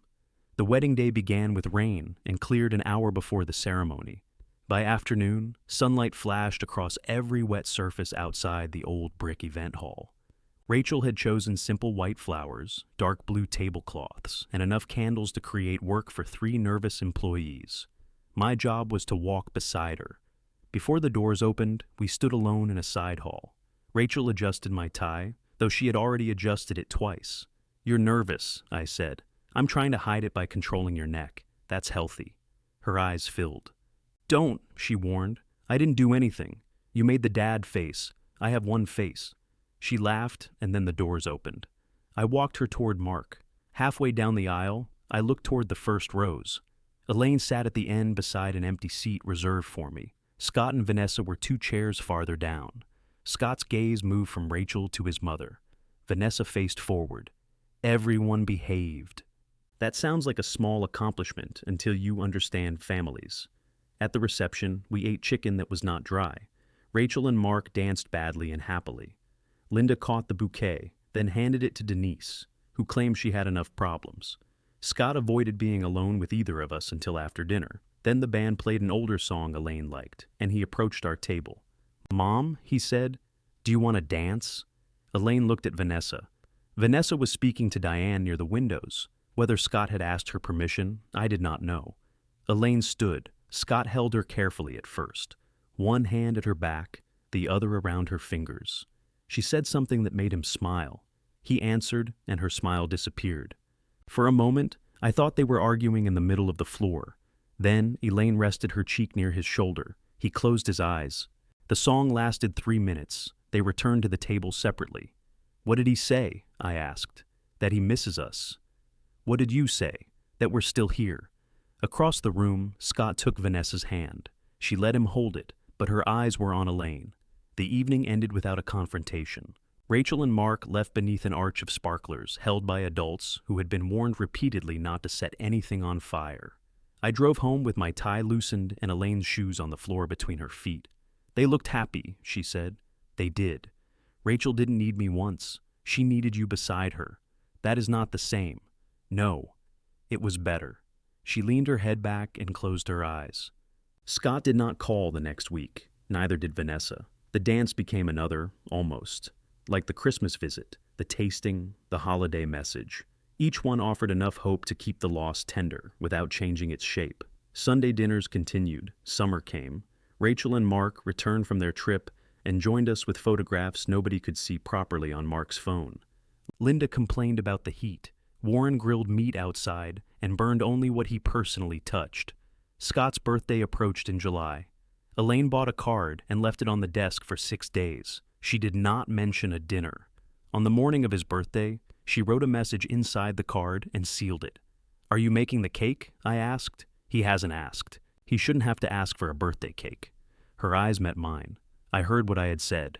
"I mean, I know what you mean." She mailed the card. Then she went to the grocery store and returned without lemons. That evening, Scott called. Elaine answered. I heard her wish him a happy birthday. I heard him thank her. They spoke for 9 minutes about work, Rachel's wedding photographs, and the heat. When the call ended, Elaine stood in the kitchen holding the silent phone. "He didn't mention the cake," she said. "Did you want him to?" "I don't know." At 8:30, the doorbell rang. Scott stood on the porch alone.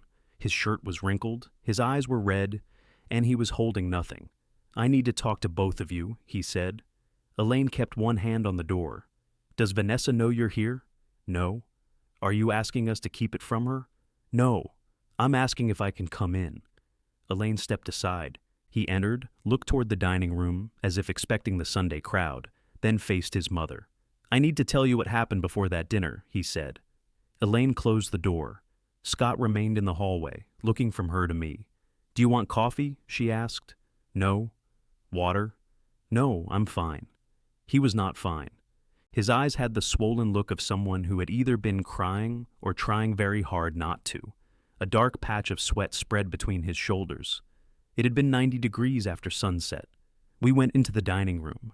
The table was clear except for Rachel's framed wedding invitation and a bowl of apples. Scott chose the chair he had occupied every Thursday for years. Elaine sat across from him. I stayed standing until she looked at the chair beside her. Then I sat too.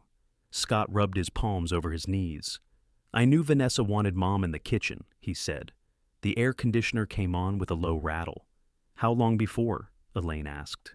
A few days, before you called us? No. After.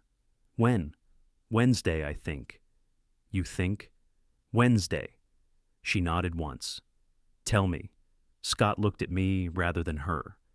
Vanessa was worried Mom would take over. She said, whenever Mom cooks somewhere, it stops feeling like the other person's house. Elaine's face did not change. She said that? Yes. Did you agree? Some of it.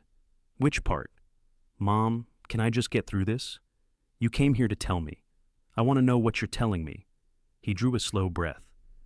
I told Vanessa you'd need the whole kitchen if you were making everything. She said that was exactly the problem. She wanted the dinner to feel like ours, but everything people would remember was yours. Then why ask me to cook? I said that. What did she say? That I was the one who wanted your food. Scott looked at the apples. I did, he added.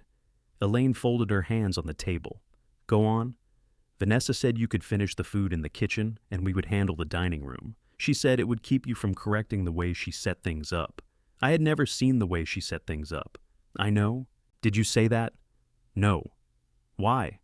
Because we'd already been arguing for 2 hours. There was the first request for mercy. Not an excuse exactly. Just a fact placed where an excuse might grow. Scott continued before either of us answered. She said if I didn't trust her to manage one dinner in our own house, we should cancel the whole thing. She had already invited everybody. My partner had changed plans to come. Her parents had. Scott, I said. He stopped. You didn't want the dinner canceled. No. So you agreed. I said we should try it her way. Elaine's thumb moved over her wedding ring. Did you see the schedule? Yes. The word was so quiet I almost missed it. At the diner, I said, you told me you hadn't studied it. I lied. Elaine's eyes remained on him. When did you see it? She asked. Friday night. She printed it and left it on the counter. My name wasn't at the table. I saw that. The admission entered the room and seemed to remove the oxygen. What did you think? Elaine asked.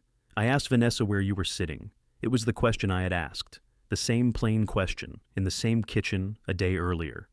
What did she say? That we would figure it out once dinner started. That somebody would probably move to the living room, or you could sit after the first course. And you said? Scott pressed his palms together. I said you weren't going to like it. Elaine's mouth opened slightly. Not that it was wrong, she said, that I wouldn't like it. I should have said it was wrong. But you didn't. No. Why? He looked at her then. Because she said, I always take your side. Elaine leaned back. Do you? No. The answer came too quickly and he heard it himself. I mean, I didn't think I did. Vanessa feels like when you're upset, everybody changes direction. Dad calls me. Rachel gets angry. Then I have 3 people telling me to fix something. I glanced at Elaine. There was truth in that description, though not the truth Scott wanted it to carry. We did change direction around her pain, usually after ignoring it until it became too large to step over. So, you decided not to upset Vanessa, Elaine said. I decided not to cancel the dinner. Those aren't the same. They felt the same at the time, and I was the difference. He nodded. When we arrived, she said, You stayed upstairs. Scott's eyes filled. The light fixture wasn't urgent, I said. No, you heard me call. Yes. Why didn't you come down? He wiped his eyes with the side of his hand, angry at them. I knew what it was about. Elaine looked toward the kitchen. From where she sat, she could see the edge of the stove and the cabinet where she kept the cake pans. You knew, she said. I thought Vanessa could explain it better. You thought she could make me accept it. Yes. The truth had finally become too tired to dress itself. Scott bent forward, elbows on his knees. I came downstairs when I heard you were leaving. I thought if I acted like it was confusion, we could add a chair and get through it. You did act like that. I know. You told us we didn't have time. I know. You asked your father to help you. I know. Elaine stood and walked into the kitchen. Scott lifted his head. Mom. She opened the refrigerator, stared inside, and closed it without taking anything. I started to rise. Sit down, Frank, she said. I sat. She returned but did not take her chair. She stood behind it with both hands on the wooden back. Why tonight? She asked. Scott rubbed at the red mark the table edge had made across his forearm. Because I'm tired of telling the story wrong. What happened tonight? Nothing happened. It's your birthday. You show up here crying after 8 months and nothing happened? He looked toward the window. Vanessa and I had dinner. Where? At home. Did she cook? Takeout. What did you argue about? Scott's jaw tightened. She asked if I was waiting for you to call. Were you? Yes. The answer surprised Elaine. I saw it. She said if you wanted to talk to me, you would. I said maybe you didn't think I wanted to hear from you. So you blame Vanessa. No. You're here without telling her. I didn't sneak out. I said I needed air. That is not the same as saying you were coming here. I know. You keep saying that. Because I know. His voice rose, then broke. He lowered it. I knew there wasn't going to be a cake. I told myself I didn't care. Then all day I kept thinking about that stupid cake. Elaine's hands tightened on the chair. It isn't stupid, she said. I know. No. You don't get to call something stupid because it mattered to you. Scott looked down. I missed it, he said. I missed you. At the wedding, when you said you were still here, I thought that meant I could come back whenever I was ready. We are still here. It doesn't feel like it. What did you think would be here? He did not answer. Dinner on Thursday? She asked. A cake you didn't request? Your father convincing me you didn't mean what you said? No? Yes. I came to apologize. You came to confess. What's the difference? An apology is about what you did to someone. A confession is about what keeping the secret is doing to you. Scott stared at her. I'm sorry, he said. I am. I'm sorry I let her make that plan. I'm sorry I stayed upstairs. I'm sorry I lied. Elaine pulled out her chair and sat. Scott looked at me as though I might tell him he had finally said enough. I taught you to wait for the easier person to give in, I said. Elaine turned sharply. Don't. I did. You don't get to take this from him. I'm not trying to. You are. You're turning his choice into your failure because you know how to carry guilt better than he does. Scott flinched. I leaned back. Elaine faced our son again. Your father made excuses for people. He didn't teach you to leave me standing in that kitchen. Scott's eyes dropped. You did not betray me by choosing your wife, she said. A marriage requires choices other people won't like. You betrayed me by deciding I was the easiest person to hurt. I thought you'd understand. I did understand. I understood exactly. I mean, I thought you'd forgive it. That is not the same thing. Scott's face hardened slightly. It was the first sign of anger since the confession began. What am I supposed to do now? I don't know. I told you the truth. Yes, I apologized. Yes. And that's it? What did you expect? He pushed back from the table and stood. I expected something. There it is, Elaine said. What? The part where I make this easier. I'm not asking you to make it easy. You're angry because I didn't forgive you fast enough. I'm angry because nothing I do changes anything. You came here once. I danced with you at the wedding. I came at Christmas for 23 minutes. He looked at me. Did you time it? Yes, of course you did. He paced to the dining room doorway and back. I'm trying. Elaine's voice softened, which seemed to frighten him more than anger. I believe you. Then why are you acting like this? Because trying is the beginning, Scott. It isn't an admission ticket. His eyes filled again. He turned away. For several seconds, the only sound was the air conditioner and a car moving along the street outside. I don't know how to fix it, he said. Neither do I. He stood with his back to us. Elaine continued. You could stop asking us to lie about what happened. You could stop asking your father to manage me. You could tell your wife the truth you told us. She knows what happened. Does she know you think it was wrong? Scott did not answer. That may be where you start, Elaine said. He faced her. So, I go home and blow up my marriage? No. You go home and participate in it. His expression changed at that. Pain, recognition, maybe anger at being seen too clearly. I should leave, he said. Elaine stood too. At the front door, he paused. Do you have any cake? He asked. It was almost a joke. Almost. No, Elaine said. He nodded as if he had expected that answer. I'm sorry, he said again. I heard you. He looked at her for a long moment. She did not hug him. I followed him onto the porch. At his car, I put my arms around him. For half a second, he stayed stiff. Then he held on hard enough to hurt. I love you, I said. I know, that wasn't forgiveness. A wet laugh escaped him against my shoulder. I know. He drove away. When I returned inside, Elaine was still standing in the hallway. I closed the door and her face came apart. I reached for her. She pressed both hands against my chest. Not yet. I stopped. He told the truth, she said. Yes, I wanted the truth. Yes. I thought it would make me feel less foolish. You weren't foolish. I carried that cake into her house, wearing that apron, and he knew. Her knees seemed to give slightly. I guided her to the bottom stair, but I did not pull her against me until she leaned first. She cried into my shirt. I still wanted to give him cake, she said. I know. That makes me so angry. I know. This time, she let me say it. The next afternoon, Vanessa called my phone. I assume you're happy, she said. No. Scott came home and informed me that he betrayed his mother. He told us what happened. He told you his version. He told us he saw the seating chart. Silence. Then, I was hosting in my own home. Yes. And Elaine would have taken over. Maybe. Vanessa had prepared for denial, not agreement. That doesn't justify what you did, I said. What I did? Your wife walked out and poisoned my marriage for 8 months. No, the two of you left something untreated for 8 months. Now it hurts. Her breathing sharpened. Put Elaine on. She decides who she talks to. She's standing there, isn't she? Elaine was in the backyard cutting dead flowers from a planter. No. Tell her to call me. I'll tell her you called. Frank, don't use that calm voice.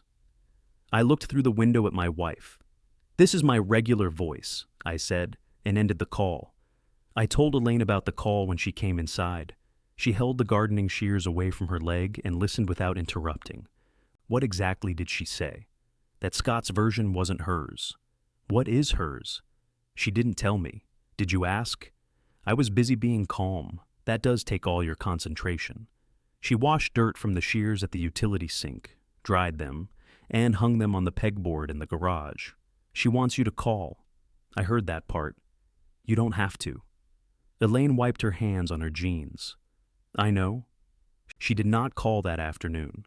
She did not call after dinner. At 10, she took her phone upstairs and placed it beside the bed. At 11:15, she sat up. If I wait until I'm not angry, she'll say I'm punishing her with silence. She'll say something either way. That isn't helpful. I'm new at not managing you. I have extra time. She switched on the lamp. I'm going to call tomorrow. All right, I want you in the room. All right, but you're not speaking. I waited. Agreed, I said. She looked suspicious. You almost said all right again? I'm growing. Vanessa answered the next morning after 2 rings. Elaine sat at the kitchen table with the phone on the speaker between us. I occupied the chair beside her and tried to become furniture. Hello? Vanessa said. It's Elaine. A pause. I know. Frank said you wanted to talk. I did yesterday. I wasn't available yesterday. You were in the yard. Elaine looked at me. I lifted my hands. I wasn't available, she repeated. Vanessa breathed into the phone. I don't want to fight, neither do I. But I'm not going to accept all the blame because Scott feels guilty. I didn't ask you to. You've treated me like I committed some unforgivable act. I've barely spoken to you. Exactly. Elaine rested her forearm on the table. What would you like me to say? That you understand why I needed control of my own dinner. I understand that. Vanessa went quiet. Elaine continued. I also understand I haven't always made that easy for you. My head turned before I could stop it. She ignored me. The first Thanksgiving at your house, she said, I moved your serving dishes after you told me where you wanted them. You said they blocked the food. They did. That isn't the point. No, it isn't. Vanessa's breathing softened. And when your rolls burned, Elaine said, I took some out of my freezer and brought them over without asking. You told everyone you happened to have extras. I was trying to save you embarrassment. It made me look like I couldn't cook. I see that now. I watched my wife pick at a tiny scratch in the tabletop. I corrected you in front of people, she said. I offered help after you said no. Sometimes I expected you to want the traditions I wanted. That was unfair. Vanessa did not speak for several seconds. Then she said, Thank you. Elaine nodded to herself. You're welcome. The silence that followed could have been an opening. Vanessa closed it. So, you understand why I made the schedule? No. Her voice sharpened again. You just said, I understand why you wanted your dinner to feel like yours. I don't understand why you asked me to make all the food and planned to keep me out of the room. You were not being kept out. There was no chair. We would have found one. You printed 14 names. You keep reducing everything to that. Because you keep walking around it. Vanessa raised her voice. It was one chair, Elaine. It was the truth on paper. I felt the sentence in my chest. On the phone, Vanessa moved. A cabinet opened and closed. I wanted one night, she said, quieter now. One night where people walked into my house and saw what I had done. The floors, the table, the way I arranged everything. Then Scott asked for your meal, and suddenly all anyone was going to talk about was your pot roast and your cake. You could have said no. He wanted it. So you wanted my food without me. I wanted you to help without taking over. From the kitchen, yes. The word startled all three of us. Vanessa rushed after it. Not the whole night, just until things were underway. Elaine closed her eyes. Did you hear yourself? I'm trying to be honest. I appreciate that. You don't sound like you do. Honesty doesn't make the honest thing kind. Vanessa fell silent. Elaine's hand moved toward mine under the table. I took it. I was angry, Vanessa said. You make things look easy, and then everyone expects me to be grateful while they compare me to you. I have never wanted Scott to compare us. You don't have to want it. He does it anyway. That is something to discuss with your husband. I have. And he asked me to make the meal. Yes. There it was. Not an apology, but a seam in the story. Vanessa had not invented every pressure in that house. Scott wanted his mother's comfort and his wife's approval, and had arranged for each woman to believe the other was the obstacle. Elaine heard it too. You and Scott have work to do, she said. So do you and I. Yes. Vanessa seemed surprised.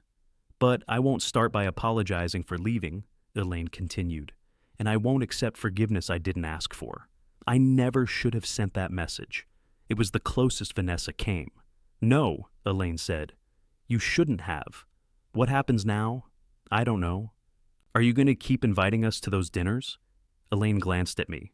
Yes. Why? Because you're family. That hasn't felt like a good thing. I know. Neither woman said she was sorry. They ended the call politely. Elaine placed the phone face down and kept holding my hand. Well, she asked, you told me not to speak. You can speak now. I think you were fair. I wasn't trying to be fair. What were you trying to be? Done hiding the sharp parts so people will stay. She released my hand and went to the sink. Do you feel better? I asked. No. Me neither. That may be a sign we're getting somewhere. Scott called 2 days later. I heard Mom and Vanessa talked. They did. Vanessa told me Mom admitted she takes over. I closed my eyes. Is that all she told you? No. What else? That Mom won't apologize. Did Vanessa? Not exactly. Then it sounds like you heard the whole thing. He was quiet. They've both got points, he said. Yes. I don't know what to do with that. You could stop awarding points.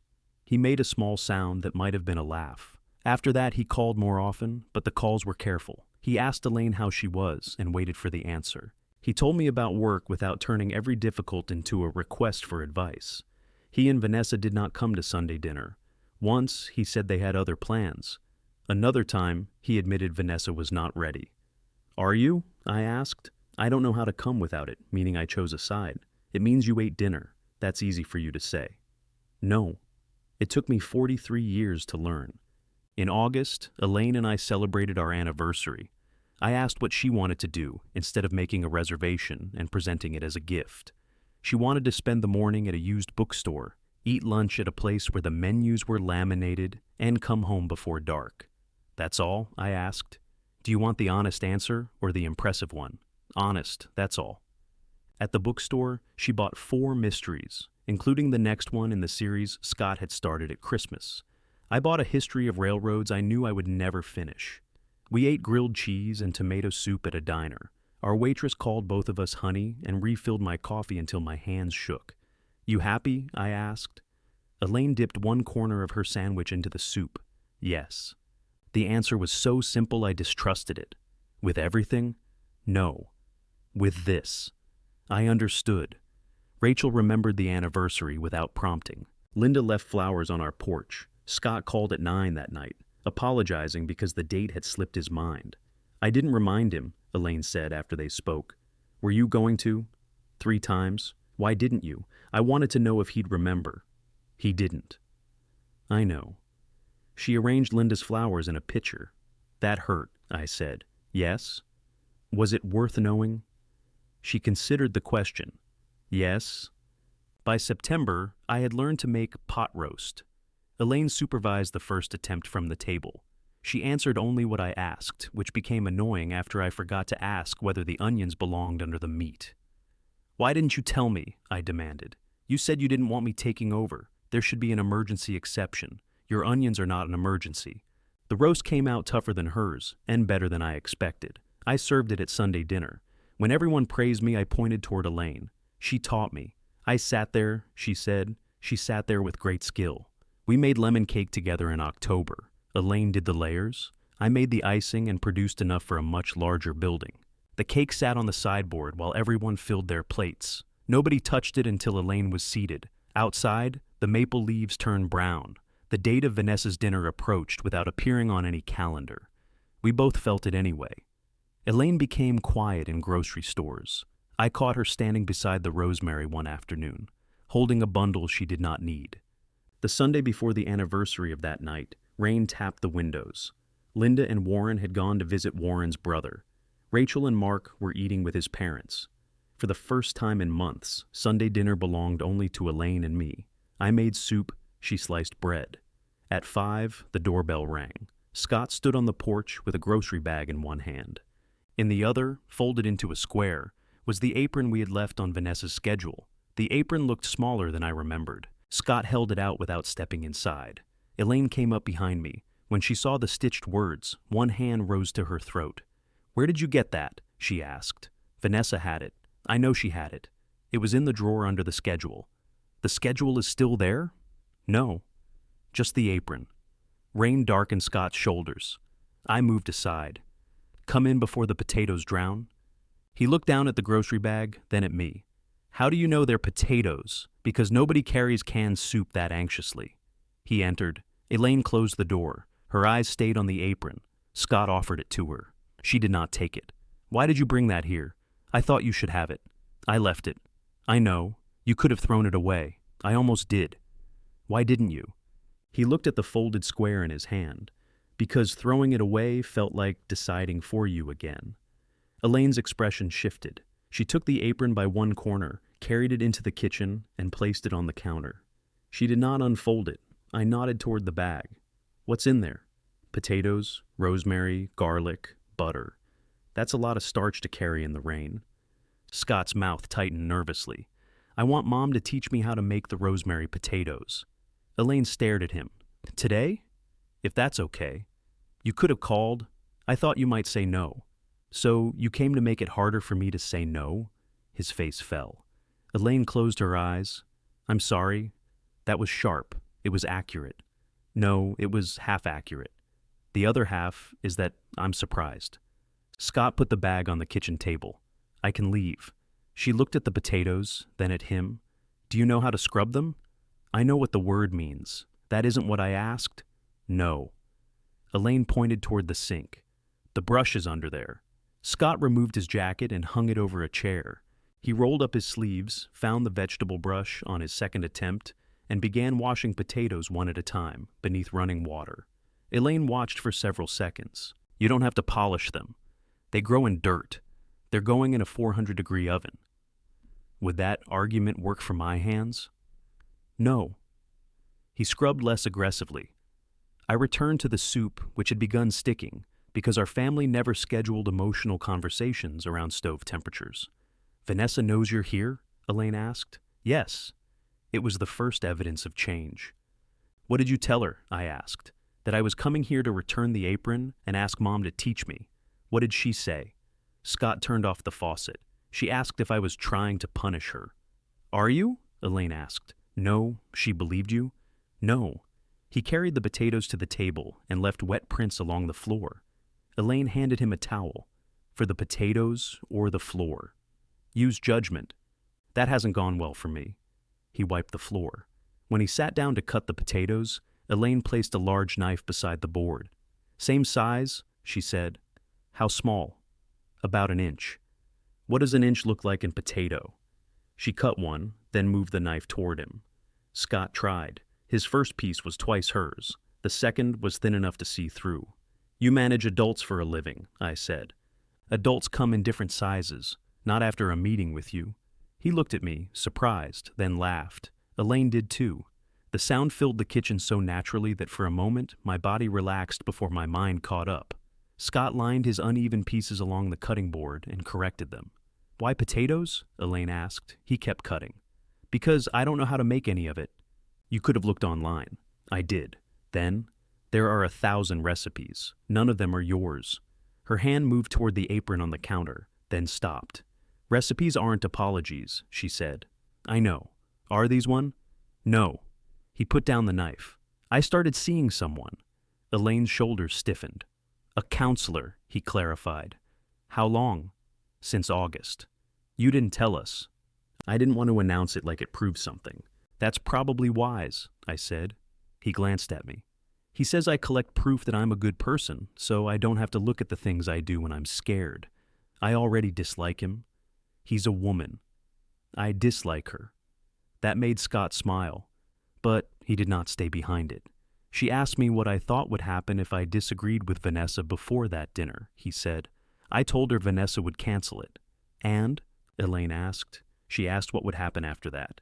He resumed cutting more slowly. I didn't know. Vanessa would have been angry. We might have fought for a few days. Maybe she would have told people I ruined the dinner. And what happened because you agreed? I asked. Scott looked at his mother. This. Elaine pulled out a chair and sat. Is Vanessa going with you? To counseling? No. Does she know? Yes. Is she angry? Sometimes. The answer was careful but not evasive. We're not doing well, he said. I don't want you to hear that and think I'm asking you to blame her. I don't, Elaine said. Part of me does blame her. Then I go in there and spend 50 minutes explaining everything she does, and the counselor asks what I did. It's irritating. She sounds terrible, I said. She's a nightmare. Scott, Elaine said, is Vanessa cruel to you? He considered the question rather than protecting either of them. Sometimes. I'm cruel too. We just use different tools. Elaine's gaze remained on him. What does that mean? She gets sharp. She says exactly what will make me feel small. I disappear. I agree. I leave the room. I tell her we'll talk later. And then later never comes. She gets louder because she thinks I'm not listening. I get quieter because I think she's attacking me. I turn down the soup. Scott looked at me. I learned some of that here. There was no accusation in his voice, which made it harder to avoid. You did, I said. Frank, Elaine warned. I'm not taking his guilt. I'm taking mine. Scott nodded. You always made Mom calm down first, he said. She was easier. I know. And then I copied you. You did. Elaine looked from one of us to the other. I'm sitting right here. We know, I said. Stop discussing me like a family appliance with a predictable setting. Scott's laugh came out before he could stop it. Elaine pointed at the cutting board. Your potatoes are oxidizing. I don't know what that means. It means keep moving. When they were cut, she had him toss them with oil, butter, rosemary, garlic, salt, and pepper. He asked how much of each. Elaine gave answers like, enough, and not that much, which offended his desire for measurements. You wrote recipes down, he said. For myself. Then why don't they have amounts? I know the amounts. That's not writing a recipe. That's making an ingredient witness statement. I put the soup on the back burner and joined them at the table. Elaine showed him how the potatoes should shine without swimming. Scott added too much rosemary, then spent 5 minutes picking some out. Did you want a birthday cake? She asked. His fingers stopped in the bowl. Yes. Why didn't you ask? I didn't think I deserved one. Cake isn't a verdict. You didn't make it. No? He nodded. I'm glad you didn't. Elaine looked unconvinced. If you had called, he said, I would have acted like it fixed everything. I would have let you. That was my fear. I know. She passed him a sheet pan. The potatoes went into the oven. Scott washed the knife, the cutting board, the mixing bowl, and 3 utensils he had not used. Elaine did not stop him. When the timer rang, he reached into the oven without a mitt. "Stop!" we both shouted. He jerked back. "Adults come in different sizes," I said. "Burns do too." He put on the mitts. The potatoes were pale. "They aren't done," Elaine said. The timer rang. The timer doesn't have eyes. He returned them to the oven. We ate at 6:15. Soup, bread, and rosemary potatoes that were crisp at the corners and slightly undercooked in the largest pieces. Scott sat in his old Thursday chair. Elaine was already seated when I served. He tasted one potato. "Is this right?" "No," she said. His face dropped. "It's close." He took another. "What did I do wrong?" "Your pieces were different sizes." I corrected them. "You negotiated with them." "I'll do better." The words hung there. Elaine picked up her spoon. "I hope so," she said. After dinner, Scott cleared the table without being told. He packed the remaining potatoes into a container but placed it in our refrigerator rather than taking it.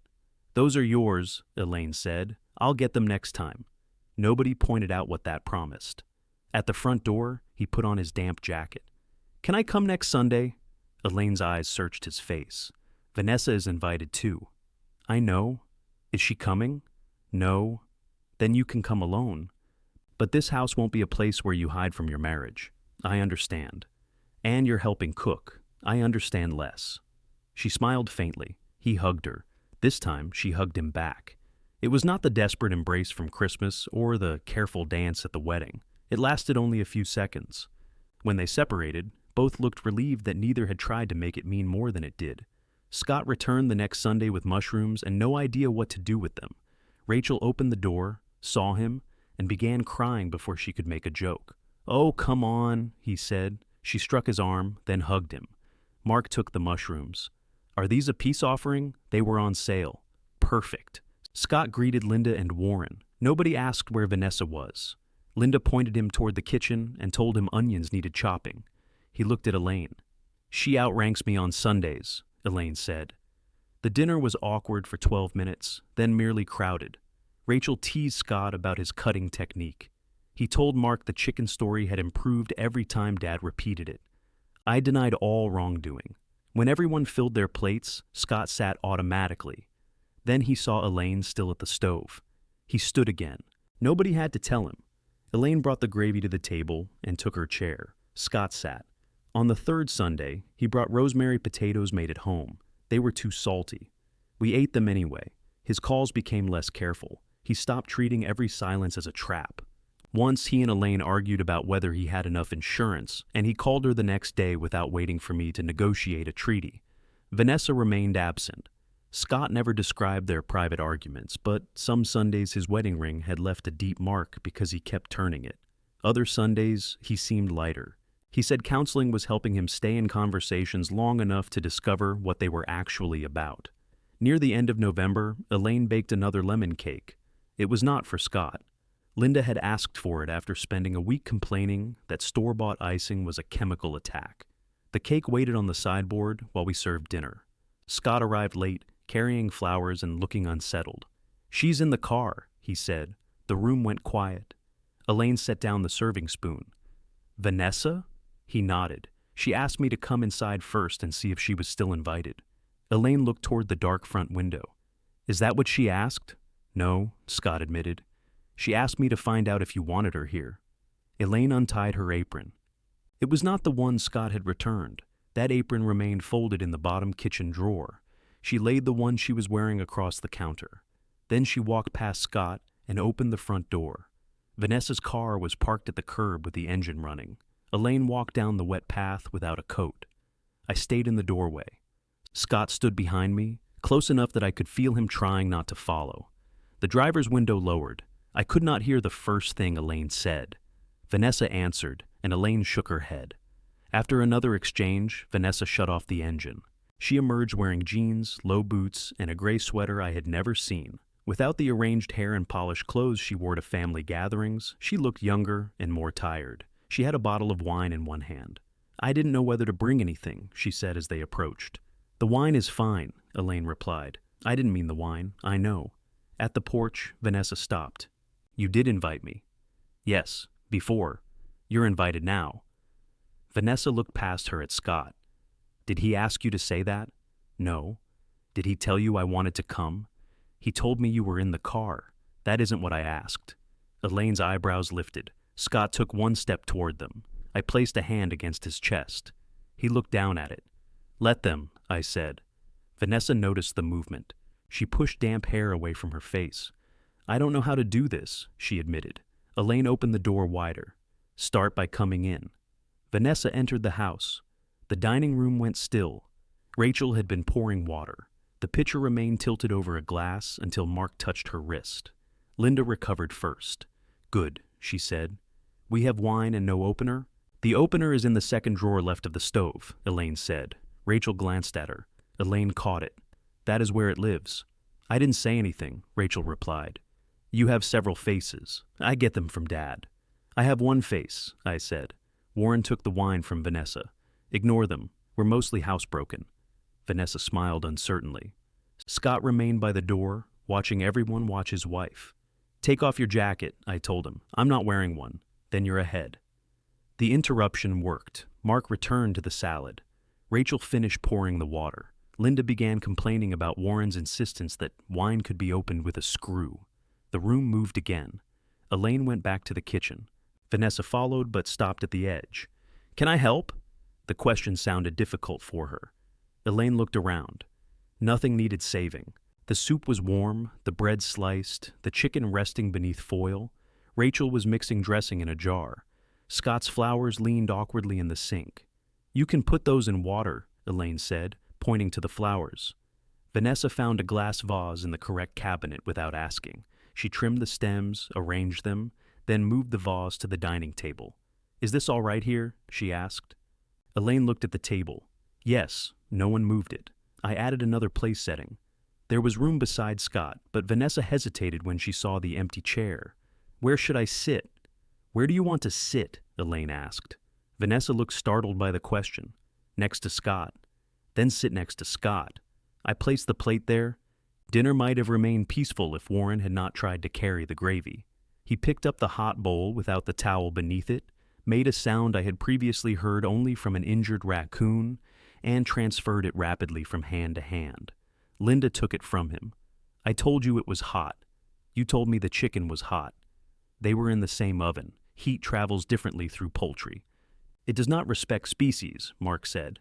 Even Vanessa laughed. It escaped before she could decide whether she was ready. Everyone filled a plate. Vanessa sat, then noticed Scott was still standing.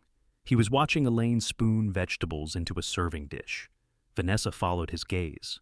Elaine turned from the counter. Before Scott could move, Vanessa pulled out the empty chair beside hers. Elaine, she said. My wife looked at her. Your food's getting cold. It was not an apology. It was a chair. Elaine carried the vegetables to the table and sat. Dinner began. Conversation stayed on safe ground at first. Rachel described a disagreement with the photographer over the wedding album. Mark complained that every photograph showed him with his mouth open. You were talking the whole day, Vanessa said. I was the groom. People required statements. You gave the bartender a statement about ice. It was structurally unsound. The ease between them surprised me. Vanessa and Mark had always gotten along better than Vanessa and Rachel. Mark did not interpret her corrections as challenges, and she did not treat his jokes like disguised attacks. Linda asked Vanessa how the remodeling had held up. The faucet leaks, Vanessa said. I said it looked dangerous, I replied. You said it looked like emergency room equipment. That can be dangerous. The contractor says the seal is defective. Frank has seals, Elaine said. Everyone looked at me. Washers, I corrected. I have washers. In coffee cans, Scott said. Organized coffee cans. Nothing in that garage has been organized since the first Bush administration. It was an old argument. Scott smiled at me across the table, and I returned it. Vanessa watched us. Her expression was not jealous. It was sad. Halfway through dinner, Rachel asked if anyone wanted more chicken. Elaine opened her mouth, probably to say it was drying out beneath the foil, then closed it. Vanessa noticed. You were going to say something, she said. No? You made the face. Elaine looked at me. Apparently everyone has faces except Frank. What were you going to say? Vanessa asked. That the chicken should stay covered. Rachel checked the foil. One side had slipped. She's right, she said, covering it again. Vanessa looked down at her plate. Sometimes you are, she said. So are you, Elaine replied. It was not peace, but it was the first honest kindness between them that did not require either woman to become smaller. After the plates were cleared, I carried in the lemon cake. Linda applauded. That's unnecessary, Elaine said. No, it isn't, Linda replied. You've tasted his icing? I made the icing, Elaine said. Linda lowered her hands, then a dignified nod. Scott stared at the cake. Elaine saw him. This isn't your birthday cake? I know. Would you like a piece? Yes. She cut the first slice and placed it on his plate. He accepted it without pretending not to care. Vanessa took a smaller slice. I remember the one you brought, she said. The table quieted again. Elaine set down the knife. Vanessa touched the edge of her plate. It was beautiful. It leaned after the motel. You took it to a motel? Long story, I said. I know the story. No, you know the first half. Vanessa looked at Elaine. I'm sorry. Scott turned toward her. She kept her eyes on my wife. I wanted to say that before we came in, she continued. Then I sat in the car for 20 minutes, deciding whether saying it would sound like I was only doing it because Scott wanted me here. Do you want to be here? Elaine asked. I don't know. It was not the answer anyone expected. Vanessa pressed her lips together, then continued. I wanted to see if I could be. That's different. Yes, Elaine said. I'm sorry I made the schedule. I'm sorry I didn't give you a place. I knew what that meant. Scott lowered his fork. Vanessa glanced at him. Maybe I didn't admit it to myself in those words, but I knew. Why? Elaine asked. You know why? I want you to say it. A defensive response rose visibly in Vanessa's face. Her shoulders straightened, her chin lifted, then she let it pass. I was jealous, she said, and angry. It felt like Scott wanted to fill my house with everything he loved about you and still have me take credit for the night. That was between you and Scott. I know, you used me to punish him. Yes. Scott stared at the untouched cake on his plate. And I wanted your food without having to deal with how you make me feel in my own kitchen, Vanessa said. There's the rest. I'm trying. Don't put the rest inside the apology. Vanessa looked away. I don't know how to apologize for one thing without explaining all the things around it. You apologize first. You explain later. A long silence followed. All right, Vanessa said. I'm sorry I treated you like staff. I'm sorry I lied to the guests after you left. I'm sorry I kept that apron in a drawer because seeing it made me angry, and I preferred being angry to admitting I was ashamed. Elaine's eyes shone, but her voice remained even. Thank you. Do you forgive me? No? Scott shifted in his chair. Vanessa's hand moved toward his, then stopped before touching it. Okay, she said. Elaine looked surprised. Okay? I didn't come for a receipt. Scott closed his eyes briefly. Something his counselor had said had apparently traveled. Elaine sat down across from her. I am sorry I have made you feel incompetent. Vanessa's eyes returned to hers. I should have asked before helping. I should not have corrected you in front of people. I treated some of Scott's preferences as proof that my way was better. Sometimes you did it on purpose. Sometimes I did. And you knew the roles would embarrass me. I knew. Vanessa nodded. Thank you. They did not hug. That would have been easier for everyone else and dishonest for them. The conversation moved back to cake. Scott ate his slowly. Vanessa finished her small piece and accepted a second after pretending to consider it. It's very good, she told Elaine. I know, Elaine said. Vanessa laughed. When dinner ended, Scott began gathering plates. Vanessa stood too. You can leave those, Elaine said. I can help. You're a guest. So was I last time. The words slipped out before she could stop them.